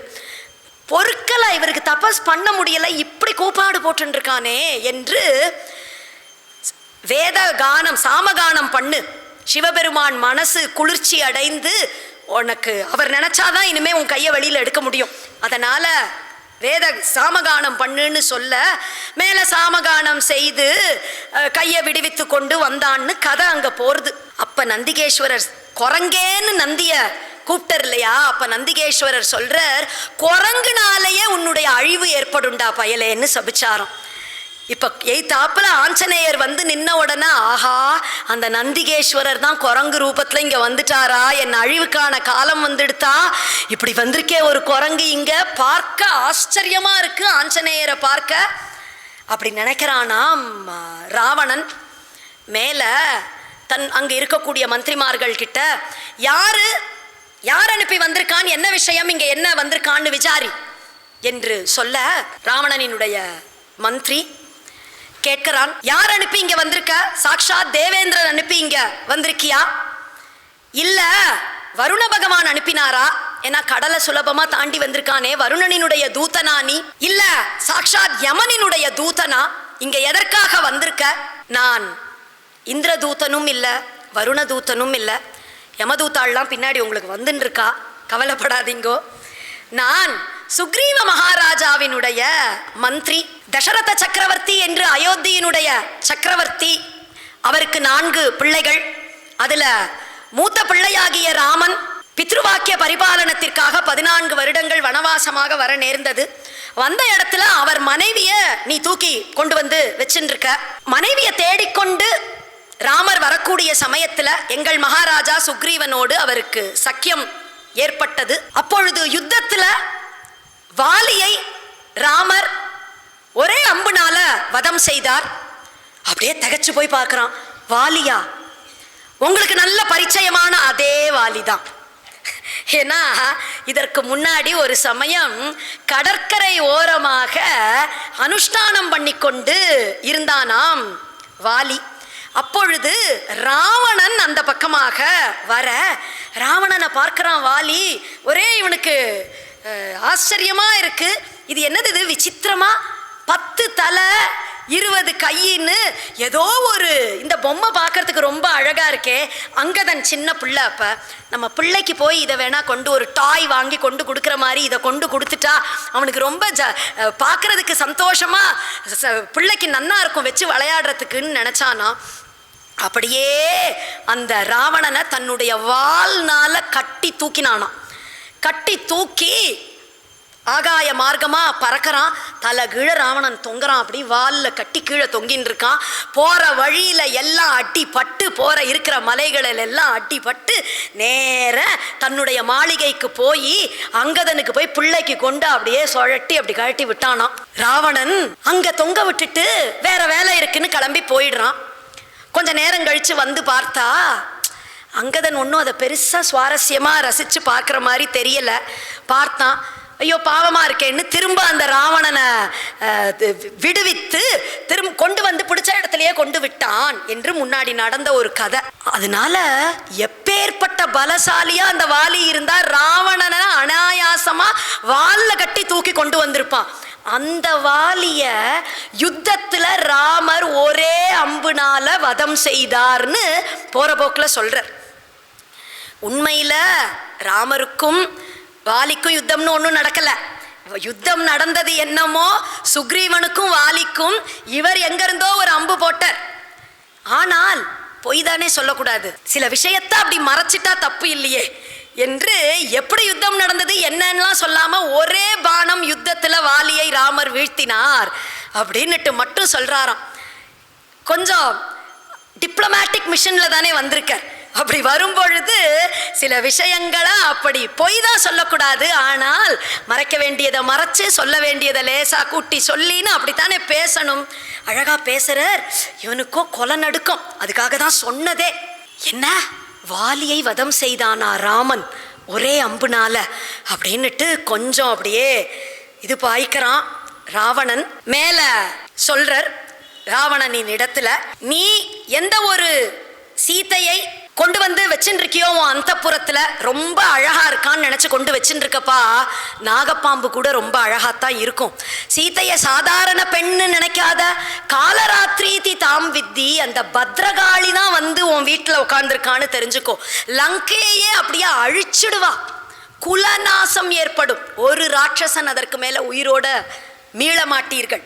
அதனால மரியாதையா அவளை திரும்ப ராமர் கிட்ட கொடுத்துடு. சத்யம் ராட்சச ராஜேந்திர ஸ்ருணுஷ்வ வசனம் மம ராமதாசஸ்ய தூதஸ்ய வானரஸ்ய விசேஷதः. சத்யம் ராட்சச ராஜேந்திர, ராட்சசர்களுக்குள் எல்லாம் தலைவனாக இருக்கக்கூடியவனே, இவ்வளவு பேரை கட்டி ஆள்ற, இவ்வளவு பெரிய ஒரு பதவியில இருக்கன்னா உனக்கு கொஞ்சம் இந்த விஷயம் இப்படித்தான்னு சொல்றத சரியா கேட்க முடியும்னு நினைக்கிறேன். நான் சொல்றது எல்லாம் சத்தியம், அதனால கவனமாக நான் சொல்றத கேளு. ராம தாசஸ்ய, நான் ராமனினுடைய தாசன். ராமதாசன்கிறதுனால எப்பேற்பட்ட சத்தியசந்தர் ராமர் சத்தியத்துக்காக 14 வருடங்கள் ராஜ்யத்தை விட்டு எப்ப வனவாசமாக வந்தாரோ அவர் தாசனாக இருக்கக்கூடிய நான் கண்டிப்பா பொய் சொல்ல மாட்டேன். தூதஸ்ய, மேலும் தூதன், தூதன் என்பவனும் அங்க உள்ளதை இங்க வந்து சொல்லணும், இங்க உள்ளதை அங்க போய் சொல்லணும். பொய் வராது, வாய்க்குல பொய் வரக்கூடாது தூதனுக்கு. அதனாலையும் நான் சொல்லறத நீ நம்பி கேட்கலாம். வானரஸ்ய விசேஷதா, மேலும் நான் ஒரு வானரன். நான் ராமர் ஒரு நரன், மனிதர், நீயோ ராட்சசன். நான் நரனும் இல்லை ராட்சசனும் இல்லை, அதனால எனக்கு ஜாதி அபிமானம் கிடையாது.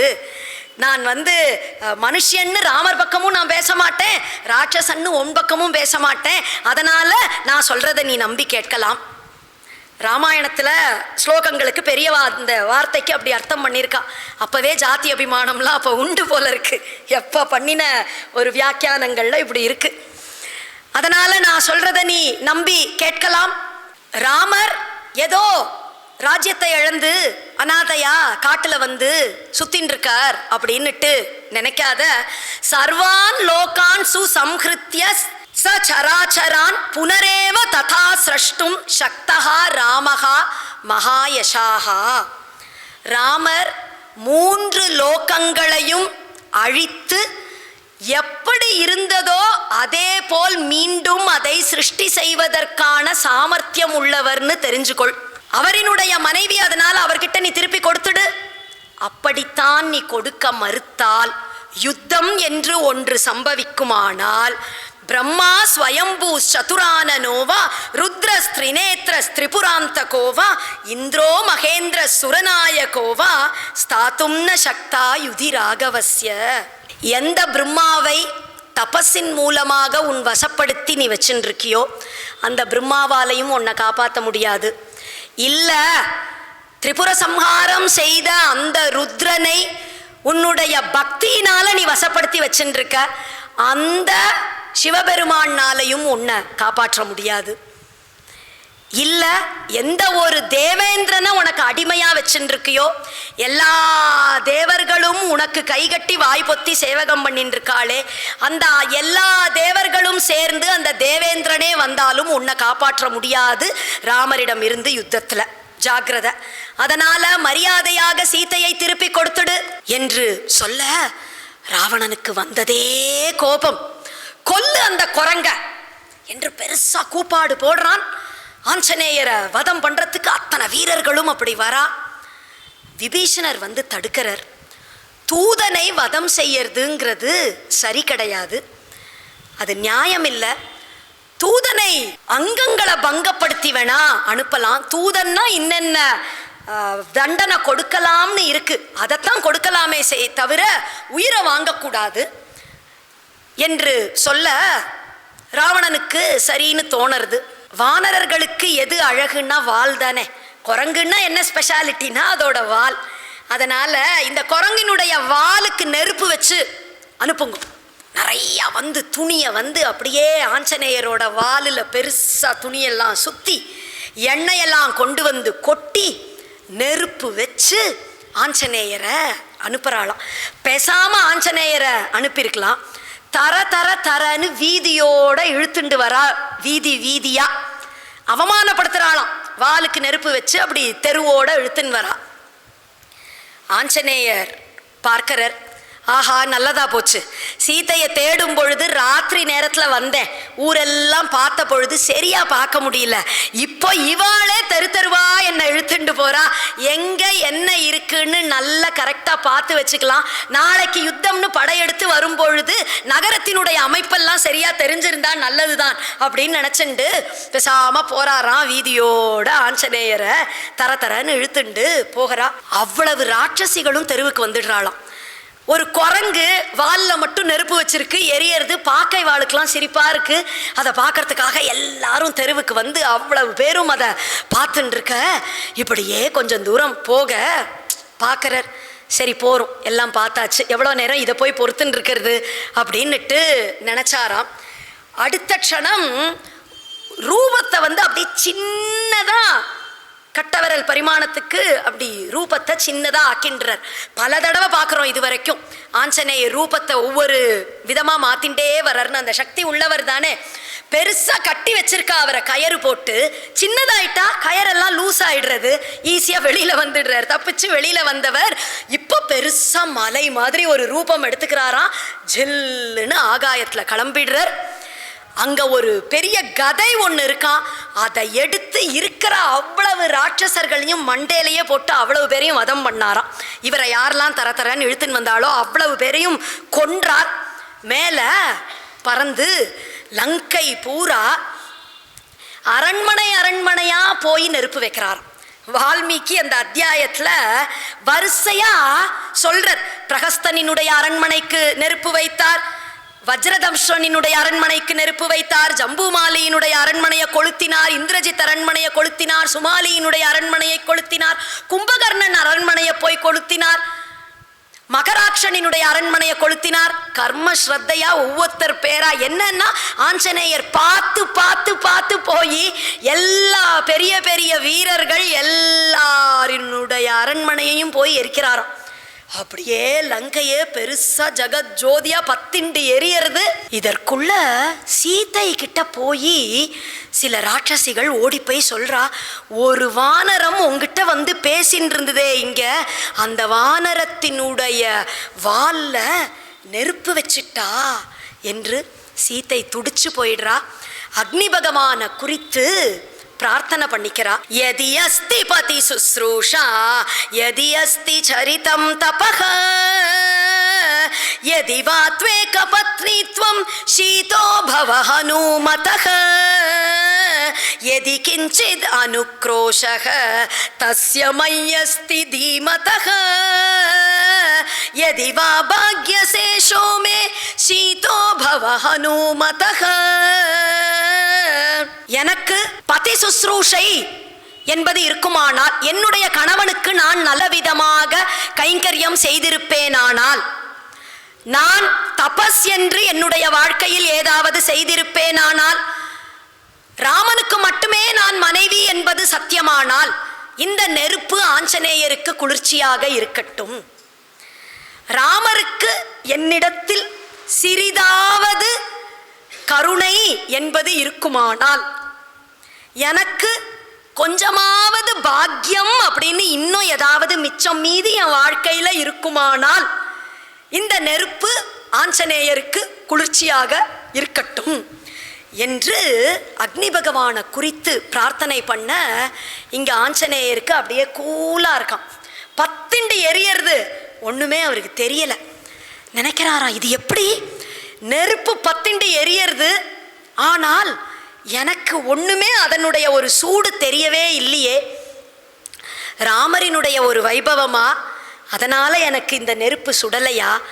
இல்லை மைனாக பர்வதம் உங்கள் அப்பா எனக்கு ரொம்ப உதவி பண்ணியிருக்காருன்னு பறந்து வந்ததே, அவர் ஏதாவது எனக்காக உதவி பண்ணுறாரா, அதனால எனக்கு நெருப்பு சுடலையா? இல்லை அக்னி பகவான் எங்கள் அப்பாவுக்கு நண்பன் இல்லையா, வாயு பகவானுக்கு அக்னி பகவான் நண்பன், தேவர்கள் தானே எல்லாரும், அதனால என்னை சுடாமல் இருக்காரா அக்னி பகவான்? இல்லை சாட்சாத் அந்த சீதையினுடைய ஒரு பிரபாவமா, அவளினுடைய ஒரு பிரபாவத்தினால எனக்கு இந்த நெருப்பு சுடாமல் இருக்கா?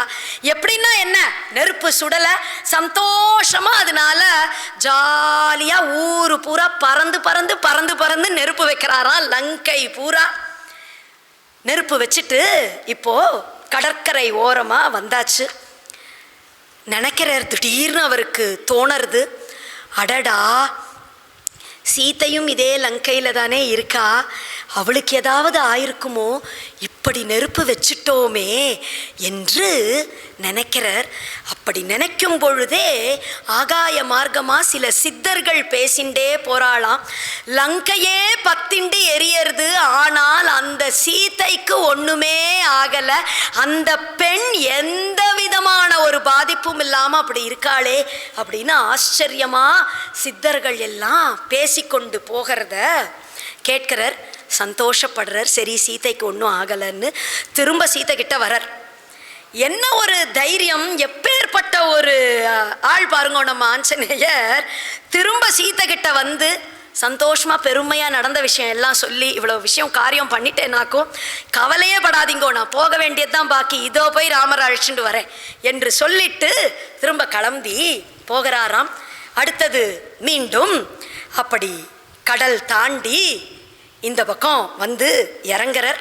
போகும்பொழுது அவ்வளவு வர்ணிச்சர் வால்மீகி, 200 ஸ்லோகம் கடல் தாண்டினது. இப்போ கிளம்பினர், வந்து சேர்ந்தார். ஏன்னா சீதையை பார்த்தாச்சு, போய் சொல்லணும் சொல்லணும், கண்டுபிடிச்சாச்சு வந்து சொல்லணும். அப்படி இங்கே வந்து குதிக்கிறாராம். வானரர்கள் எல்லாம் பார்க்குறா. ஆஞ்சநேயர் வர ஜோரை பார்த்த உடனே இவாளுக்கெல்லாம் தெரியறது, சீத்தையை பார்த்துட்டு தான் வர மாதிரி இருக்குன்னு எல்லாம் அப்படி வரா. ராமருக்கு ஜெய், லக்ஷ்மணருக்கு ஜெய், சுக்ரீவ மகாராஜாவுக்கு ஜெய் அப்படின்னுட்டு அப்படி வந்தாராம். அப்படி வந்து குதிக்கிறார். எல்லா வானரர்களும், சில வானரர்கள் அப்படியே பழங்களை எடுத்துட்டு ஓடி வராளாம். ஒரு சிலர் ஒரு பெரிய மரத்தை அப்படியே முறிச்சு கொண்டு வந்து போட்டாளாம் ஆஞ்சநேயர் உட்கார்றதுக்காக, எல்லாம் குடிக்கிறதுக்காக பானங்கள் எல்லாம் எடுத்துட்டு வரா. எல்லாம் ஓடி வந்து என்ன ஆச்சு, திருஷ்டா தேவி, கண்டேன் சீதையை, பார்த்துட்டேன், அதை தானே முதல்ல சொல்லணும். சொல்றார். எல்லா வானரர்களும் சந்தோஷப்படுறா. நடந்தது என்ன, எப்படி, எங்க இருக்கா சீதை, எப்படி நிலைமையில இருக்கா, என்ன ஆச்சு, எப்படி போனா, எல்லாம் டீட்டெயில்டா சொல்லணும் என்று சொல்ல, தான் கடலை தாண்டினதுலேருந்து இப்ப திரும்பி வந்தது வரைக்கும் பூரா ஆஞ்சநேயர் சொல்றாருன்னு ஒரு சர்க்கம் இருக்கு சுந்தரகாண்டத்துல. இதுவரை உள்ள சுந்தரகாண்டம் பூரா, அப்ப சுந்தரகாண்டம் மட்டும் படிச்சாலே ராமாயணம் பூரா படிச்சதுக்கு சமம். சுந்தரகாண்டத்துலயும் இந்த ஒரு அத்தியாயம் படிச்சா சுந்தரகாண்டம் பூரா படிச்சதுக்கு சமம்னு சுந்தரகாண்ட கதை பூரா வருது இதுல.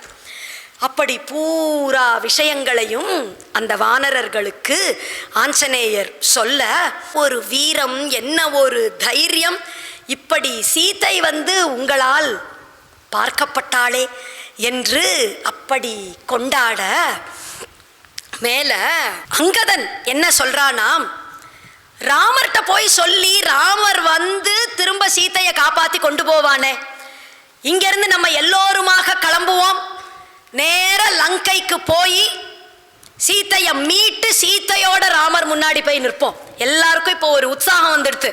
முதல்ல என்னால் 10 யோஜனை தூரம் தாண்ட முடியும், என்னால் 20 யோஜனைன்னு ஆரம்பத்தில் சொன்னதுகள் எல்லாம் ஆஞ்சநேயர் போய் இப்போ இவ்வளவு காரியத்தை சாதிச்சுண்டு வந்துட்டார் அப்படிங்கிறது தெரிஞ்ச உடனே நம்மளே போய் அந்த ராவணனை வதம் பண்ணி ராட்சசர்கள் எல்லோரையும் உண்டு இல்லைன்னு ஆக்கி சீதையை மீட்டு கொண்டு வந்துடலாம் என்று அங்கதன் சொல்ல, எல்லா வானரர்களும் ஆமா ஆமா கிளம்பலாம் எல்லாம் கிளம்புறது. ஜாம்பவான் பார்க்கிறார், சுக்ரீவ மகாராஜா நமக்கு அப்படி ஒரு நியமனம் பண்ணல. ராமரும் அதை விரும்ப மாட்டார். சீதை எங்க இருக்கான்னு கண்டுபிடிச்சு போய் சொல்லணுங்கிறது தான் நமக்கு உத்தரவு. அதனால அதை நம்ம செய்வோம் என்று அவர்களை தடுக்க, சரின்னு எல்லாரும் இப்போ அங்கிருந்து கிளம்புறா. கிளம்பி வர வழியில மதுவனம்ங்கிற ஒரு இடத்துக்கு வந்து சேர்றா.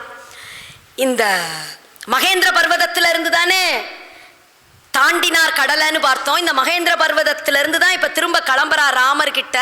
பக்கத்துல மதுவனம்னு பிரம்மாவினுடைய ஒரு வரத்தினால இந்த வானரர்களுக்குன்னு கிடைச்ச ஒரு வனமா இது. ரொம்ப காலமா வானரர்கள் கிட்ட இருக்கு. அந்த மதுவனத்துக்குள்ள போகிறதுக்கு யாருக்கும் அவ்வளவு சுலபத்துல பெர்மிஷன் கிடையாது. இப்ப எல்லாம் காரியத்தை சாதிச்சுண்டு வந்திருக்கா. அங்கதன் யுவராஜன் வேற கூட இருக்கான். அதனால அந்த தைரியத்துல எல்லாம் மதுவனத்துக்குள்ள பிரவேசிச்சு அங்க இருக்கக்கூடிய அவ்வளவு பழங்கள் எல்லாத்தையும் சாப்பிட்றா.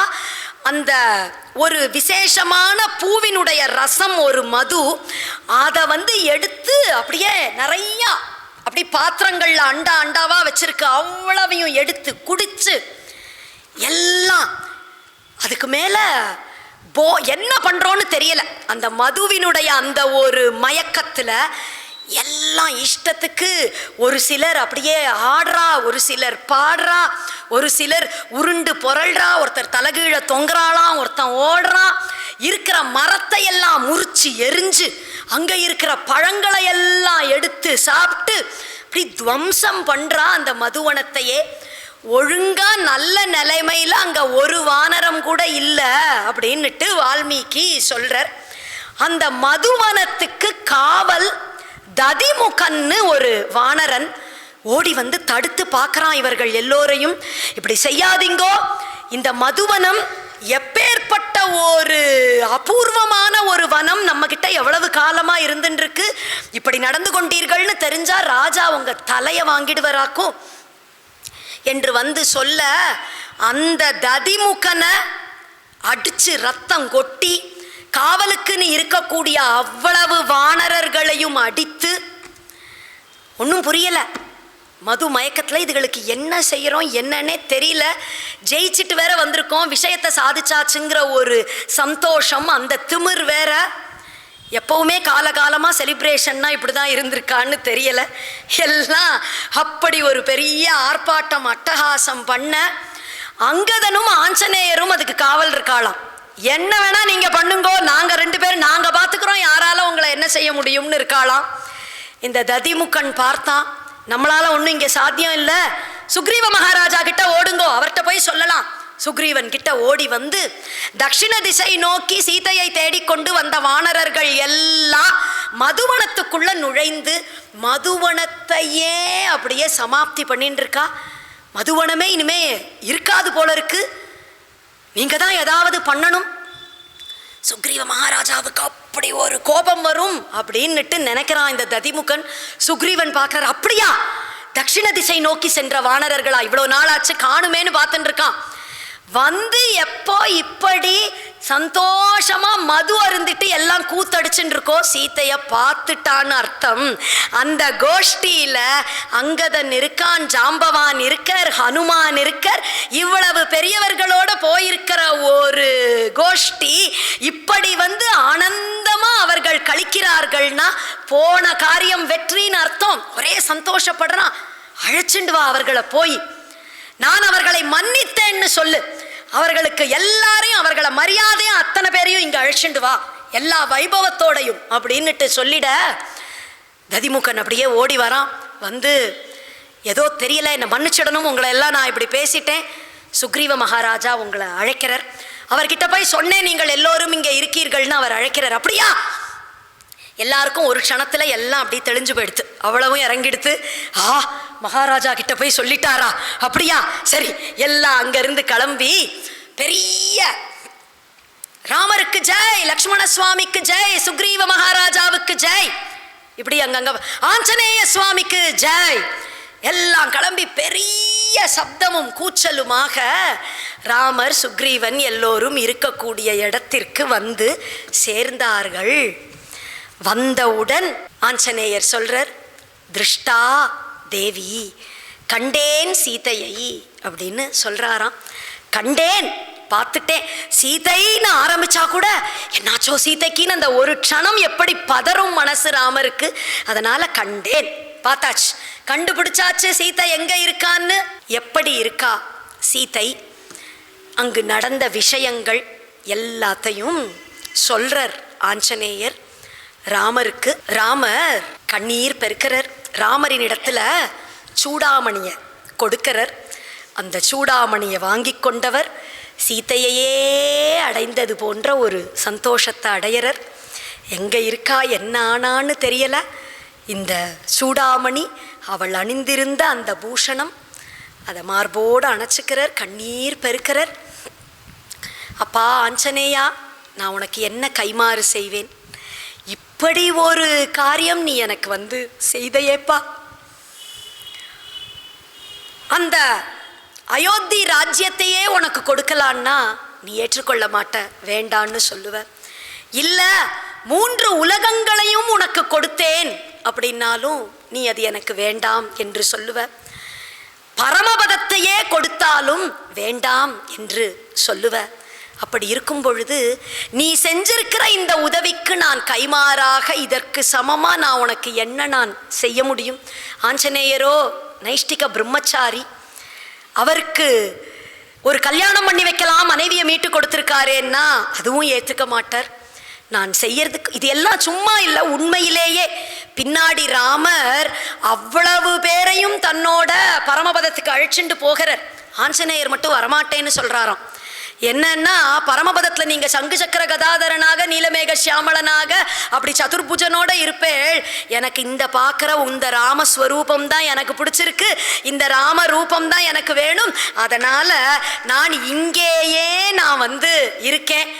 எங்கெல்லாம் ராமாயணம் நடக்கிறதோ அங்கெல்லாம் இருந்து கொண்டு நான் ராமாயணம் கேட்டுக்கொண்டே நான் இருப்பேன்னு சொல்றாருன்னு பின்னாடி வரப்போறது. அதனால எதை கொடுத்தாலும் ஆஞ்சநேயர் வேண்டாம்பர். அவருக்கு நான் என்ன கைமாறு செய்வேன்? இதம் துமமதீனஸ்ய மனோபூய பிரகர்ஷதி யதிஹாஸ்ய பிரியாக்யாதுஹு ந குர்மி சத்ருஷம் பிரியம் ஏஷ சர்வஸ்வபூதஸ்து பரிஷ்வங்கோ ஹனுமதஹ. எல்லாவற்றிற்குமாக இது இருக்கட்டும் என்று அந்த ஆஞ்சநேயரை அப்படி ஆலிங்கனம் செய்து கொண்டார் என்று தன்னையே கொடுத்தாராம். ராமரினுடைய அந்த கைகளுக்கு உள்ள ஆஞ்சநேயர் இருக்க, ஆஞ்சநேயர் திரும்ப ராமரை ஆலிங்கனம் பண்ணிக்க ஆஞ்சநேயர் கைகளுக்குள்ள ராமர் இருக்கார் என்று பக்தனினுடைய கைகளுக்குள் பகவானும் பகவானினுடைய கைகளுக்குள் அந்த பக்தனும் இருக்கார்கள். ஆஞ்சநேயா, இனிமே நீ பார்த்து யாருக்கும் என்ன கொடுத்தாதாம்பா. என்னுடைய இந்த பூலோக ராஜ்யம், என்னுடைய அந்த பரமபதமாகிய என்னுடைய சொத்து எல்லாம் இனி உன் வசம். என்னையே உனக்கு கொடுத்துட்டேன், நீ பார்த்து இனிமே இதை யாருக்கு வேணா கொடுக்கலாம்னு அப்படி தன்னையே ஆஞ்சநேயருக்கு கொடுத்தாராம் என்று ஆச்சரியமாக இதோட சுந்தரகாண்டம் பூர்த்தி ஆகிறது. இந்த ஆலிங்கனம்ங்கிறதே யுத்த காண்டத்தில் முதல் அத்தியாயமாக வருது.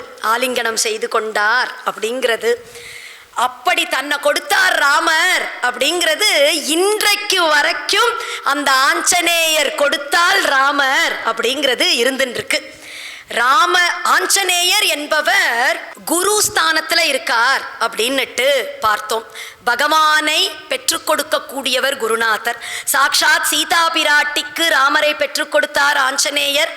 சுக்ரீவனுக்கு ராமன் கிடைத்தது ஆஞ்சநேயர்னால, விபீஷணனுக்கு ராமர் கிடைக்கிறது ஆஞ்சநேயர்னால. எல்லாரும் ஏற்றுக்கொள்ளக்கூடாதுங்கிற ஆஞ்சநேயர் தான் விபீஷணனை ஏற்றுக்கொள்ளலாம். நான் தூது சென்ற பொழுது என் உயிரை காப்பாற்றினது விபீஷணன், இவன் நல்லவன், இவனை நம்பலாம் அப்படின்னுட்டு ஆஞ்சநேயர் சொல்றார். இப்ப ராமாயணத்துலன்னு இல்லை, துளசிதாசருக்கு குருநாதர் ஆஞ்சநேயர்.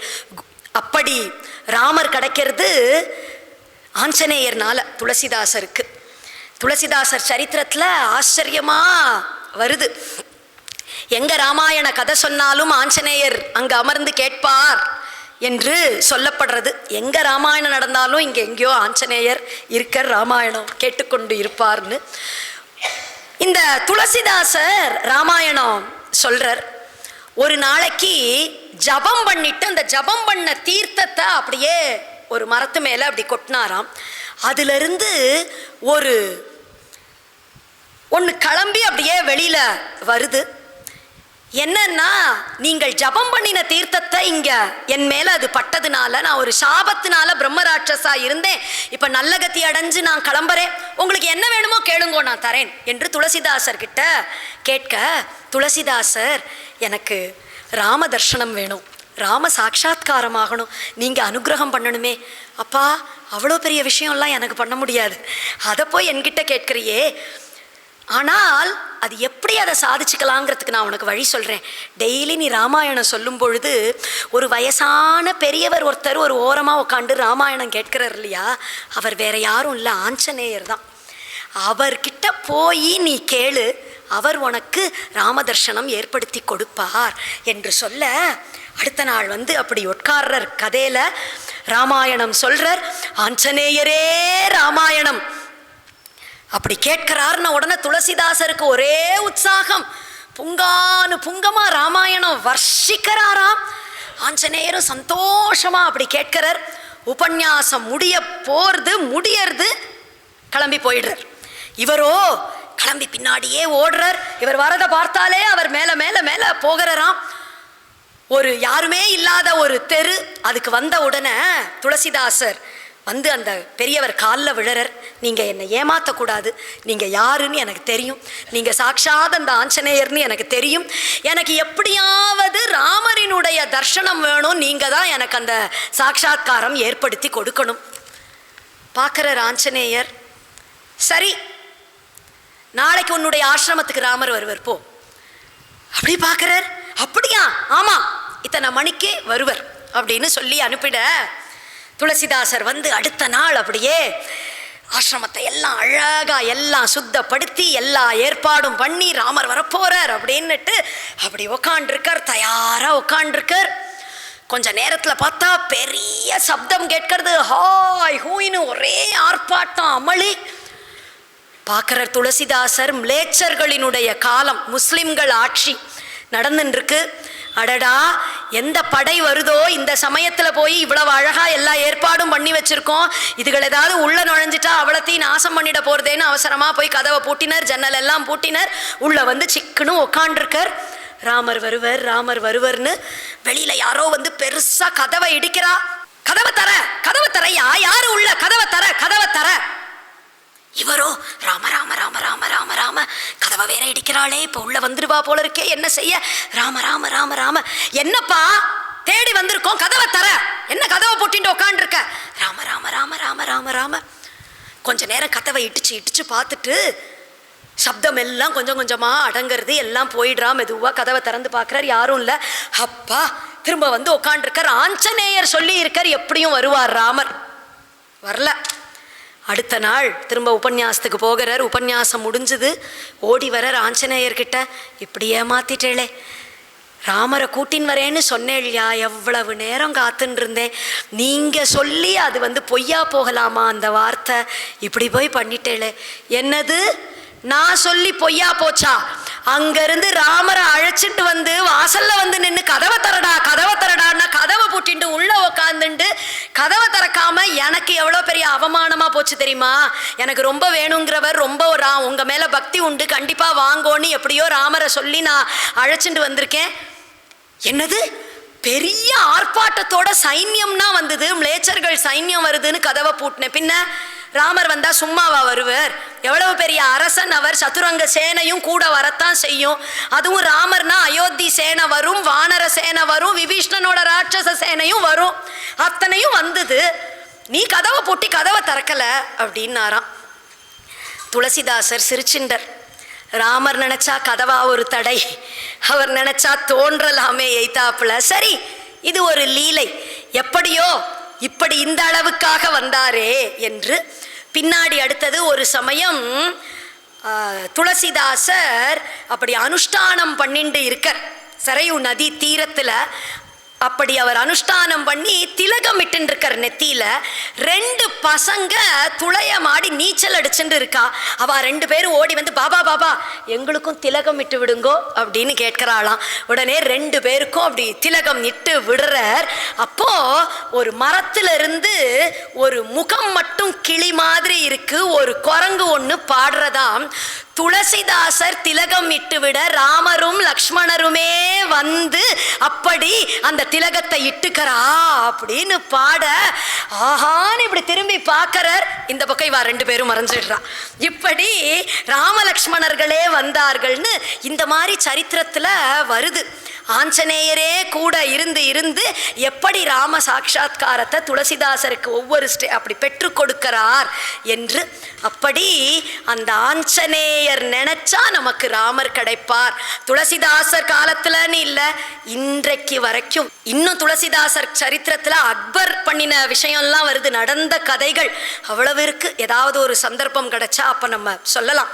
ஆச்சரியமா இருக்கும் ஆஞ்சநேயர் எப்படி துளசிதாசருக்கு ஒவ்வொரு ஸ்டேஜ்லையும் எப்படி ஹெல்ப் பண்றார் என்று. இப்ப வரைக்கும் ஆஞ்சநேயர் நினைச்சா நமக்கு ராமர் கிடைப்பார் என்று. மேல ஆஞ்சநேயர் பிராணன், முக்கிய பிராணன் ஹனுமான்னு சொல்லப்படுறார். ராமாயணத்துல சுக்ரீவனினுடைய உயிரை ஆஞ்சநேயர் தான் காப்பாற்றுறார். சீதையினுடைய உயிரை காப்பாற்றுறர்னு இதோ பார்த்தோம் சுந்தரகாண்டத்துல. யுத்த காண்டத்துல ராமலக்ஷ்மணர்களினுடைய உயிரவே காப்பாற்ற போறார். சஞ்சீவனி பர்வதத்தை தூக்கி கொண்டு வந்து ராமலக்ஷ்மணர்களையே காப்பாற்றுறார். பிறகு பரதன் தீ குளிக்க போறான். ராமர் இன்னும் சொன்ன டயத்துல வரல, அதனால தீ குளிச்சுடுவேன்னு நெருப்பை மூட்டிட்டான், உள்ள போக போறான். ஐயன் வந்தனன் ஆரியன் வந்தனன் என்று எரியை கரியாக்கினான்னு அங்கிருந்து ஐயன் வந்தனன் ஆரியன் வந்தனன் அப்படியே வந்து கையால் அந்த நெருப்பையே அணைச்சாராம். பரதனினுடைய உயிரை காப்பாற்றினார் ஆஞ்சநேயர்னு. பின்னாடி பரதன் உயிரை காப்பாற்ற போறார். இப்படி ஆஞ்சநேயர் ராமாயணம் பூரா அவ்வளவு பேருக்கும் பிராணனாக இருந்து அப்படி காப்பாற்றினார்னு முக்கிய பிராணன் ஹனுமான் என்று சொல்லப்படுறார். அப்படி அந்த ஆஞ்சநேய சுவாமி அப்பேற்பட்ட சக்தி உள்ளவராக இருந்தாலும் எந்த கோவில்ல பார்த்தாலும் ஆஞ்சநேயர் கைகுவித்து இருக்கிற மாதிரி தான் அப்படி இருக்கு. ராமதாசன்னு தன்னை சொல்லிக்கிறத தான் அப்படி பெருமையா நினைக்கிறார். ஆனால் அந்த பெருமாளுக்கு சமமா அப்படி அவருக்கு சந்நிதி ஏற்பட்டு உலகமே இன்றைக்கு வரைக்கும் அவ்வளவு பேரும் அவரை அப்படி கொண்டாடுறோம் என்றால் அப்படிப்பட்ட ஒரு பக்தன் ராமர் சொல்றார் இல்லையா, யாரு சீதையை கண்டுபிடிச்சுட்டு வருவாளோ எனக்கு சமமாக அப்படி ஒரு வைபவத்தோடு அவன் என்றும் எல்லோராலும் கொண்டாடப்படுவான்னு சொல்றார். அனுப்புறதுக்கு முன்னாடி இன்றைக்கு வரைக்கும் ஆஞ்சநேயர் அப்படி கொண்டாடப்படுகிறார். அந்த ஆஞ்சநேய சுவாமியினுடைய ஒரு அனுகிரகத்தினால நம் எல்லோருக்கும் ராம பக்தி ஏற்பட்டு ராம கைங்கரியம் கிடைத்து அந்த ராமரே கிடைக்கப்பட்டு எல்லோரும் எல்லா க்ஷேமங்களும் பெற்று வாழ்வோமாக என்ற பிரார்த்தனையோடு இன்றைக்கு நம்ம பூர்த்தி செய்து கொள்ளலாம்.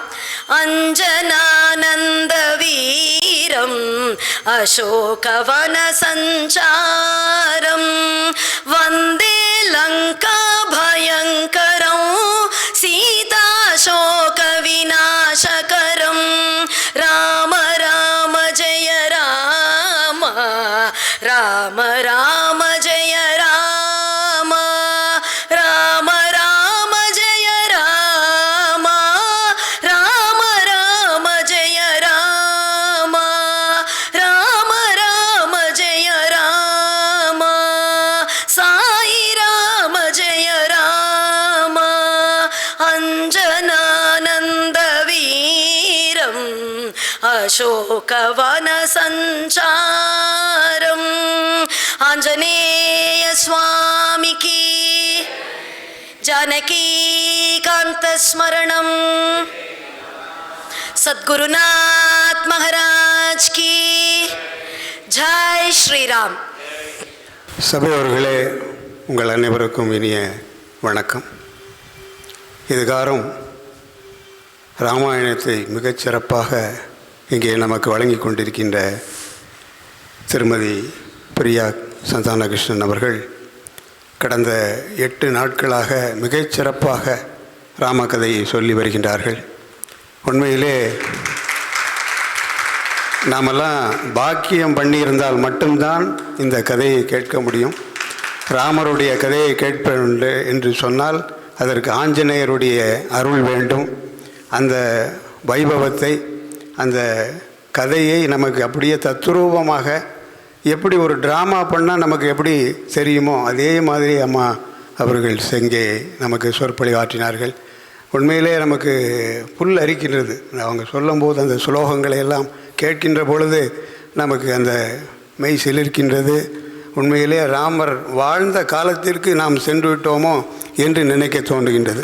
அந்த அளவிற்கு உண்மையிலேயே அவர்களுடைய அந்த குரலாலும் தன்னுடைய அந்த சுலோகங்களாலும் இனிமையாக இந்த ஒரு வார காலம் நமக்கு அவர்கள் ராமாயணத்தை சொல்லி கொண்டிருக்கின்றார்கள். சுந்தரகாண்டம் இன்றைக்கு நிறைவு பெற்றிருக்கின்ற 2 நாட்களாக அது அம்பான் சொல்லும்போது அந்த சுந்தரகாண்டம் என்றாலே அழகு. அவர்கள் சொல்லுவது அதிலும் மேலும் அழகாக சொன்னார்கள். எனவே அதை நாம் கேட்கின்ற பாக்கியம் நமக்கு கிடைத்திருக்கின்றது. இது பூர்வ ஜென்ம புண்ணியம் என்று தான் சொல்ல வேண்டும். அந்த அளவிற்கு நாம் இந்த கதையை கேட்டு ரசித்தோம். நாளைக்கு மிக முக்கியமான அந்த பட்டாபிஷேகம், ராமர் பட்டாபிஷேகம். நீங்கள் எல்லோரும் வருகை புரிய வேண்டும். உங்கள் பக்கத்து நண்பர்களையும் நீங்கள் கூட்டிக் கொள்ள வேண்டும். ஏன்னா சபாவில் நமக்கு 1000 பேர் உட்காரலாம். இதெல்லாம் நல்ல ப்ரோக்ராம். இதை நம்ம நண்பர்களையும் நம்ம உறவினர்களையும் குடும்பத்தாரையும் அழைத்து வர வேண்டும் என்று அன்போடு நாங்கள் கேட்டுக்கொள்கின்றோம். இதுகாரம் நீங்கள் செவி மடுத்தீர்கள். உங்களுக்கு எங்கள் சங்கீத சபாவின் சார்பாக நெஞ்சார்ந்த நன்றிகள். இங்கே இன்றைக்கு நமது 2 பாக்ஸ் வைத்திருக்கின்றோம். இது எதற்கு என்று சொன்னால் அம்மா அவர்கள் விரும்பு கேட்பதல்ல. நமது சங்கீத சபா ஒரு பாரம்பரியம். 80 ஆண்டுகளாக இது இயங்கிக் கொண்டிருக்கின்றது. நெல்லை நகரின் ஒரு அடையாளம் இது. இந்த பார்த்தீங்கன்னா இப்போ இந்த வெள்ளத்தில் ரொம்ப சேதமாயிட்டு கிட்டத்தட்ட இந்த ஸ்டேஜெல்லாம் தண்ணி வெள்ளம் பாய்ந்து 1 லட்சம் ரூபாய்க்கு மேலே நம்ம இந்த க்ளீன் பண்ணுறதுக்கு மட்டுமே செலவழித்தோம். ஆக இதை ரெனோவேட் பண்ண வேண்டியிருக்குது. நிறைய மேலையெல்லாம் நிறைய ஒழுகுது, நிறைய விஷயங்கள் பண்ண வேண்டியிருக்குது. அதற்கு நெல்லை மக்களாகிய அன்பர்களாகிய உங்களுடைய ஆதரவு இன்றும் எங்களுக்கு வேண்டும். இதை நல்லபடியாக நடத்தி கொண்டு செல்ல வேண்டும். இந்த பாரம்பரியத்தை தொடர்ந்து நாம் செய்ய வேண்டும். நமது நடேசன் மாமா அவர்கள் கிட்டத்தட்ட 40 ஆண்டுகளுக்கு மேலாக இந்த சபையின் செயலராக இருந்து இதை கட்டி காத்திருக்கின்றார்கள். இங்கே எப்பேற்பட்ட இங்கே வித்வான்கள்லாம் இங்கே பாடியிருக்கிறாங்க.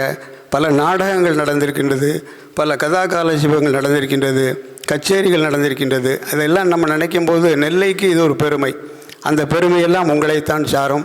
நீங்கள் எல்லோரும் மனது வைத்தால் ஊர் கூடித்தான் தேர் இழுக்க முடியும். அதனால் இந்த சபை இன்னும் புத்தம் புது பொலிமையோடு நல்ல ஒரு நிகழ்ச்சிகளை ஏற்பாடு செய்து மக்களாகிய உங்களுக்கு நாங்கள் வழங்க காத்து கொண்டிருக்கின்றோம். அதற்கு நீங்கள் உதவி புரிய வேண்டும்.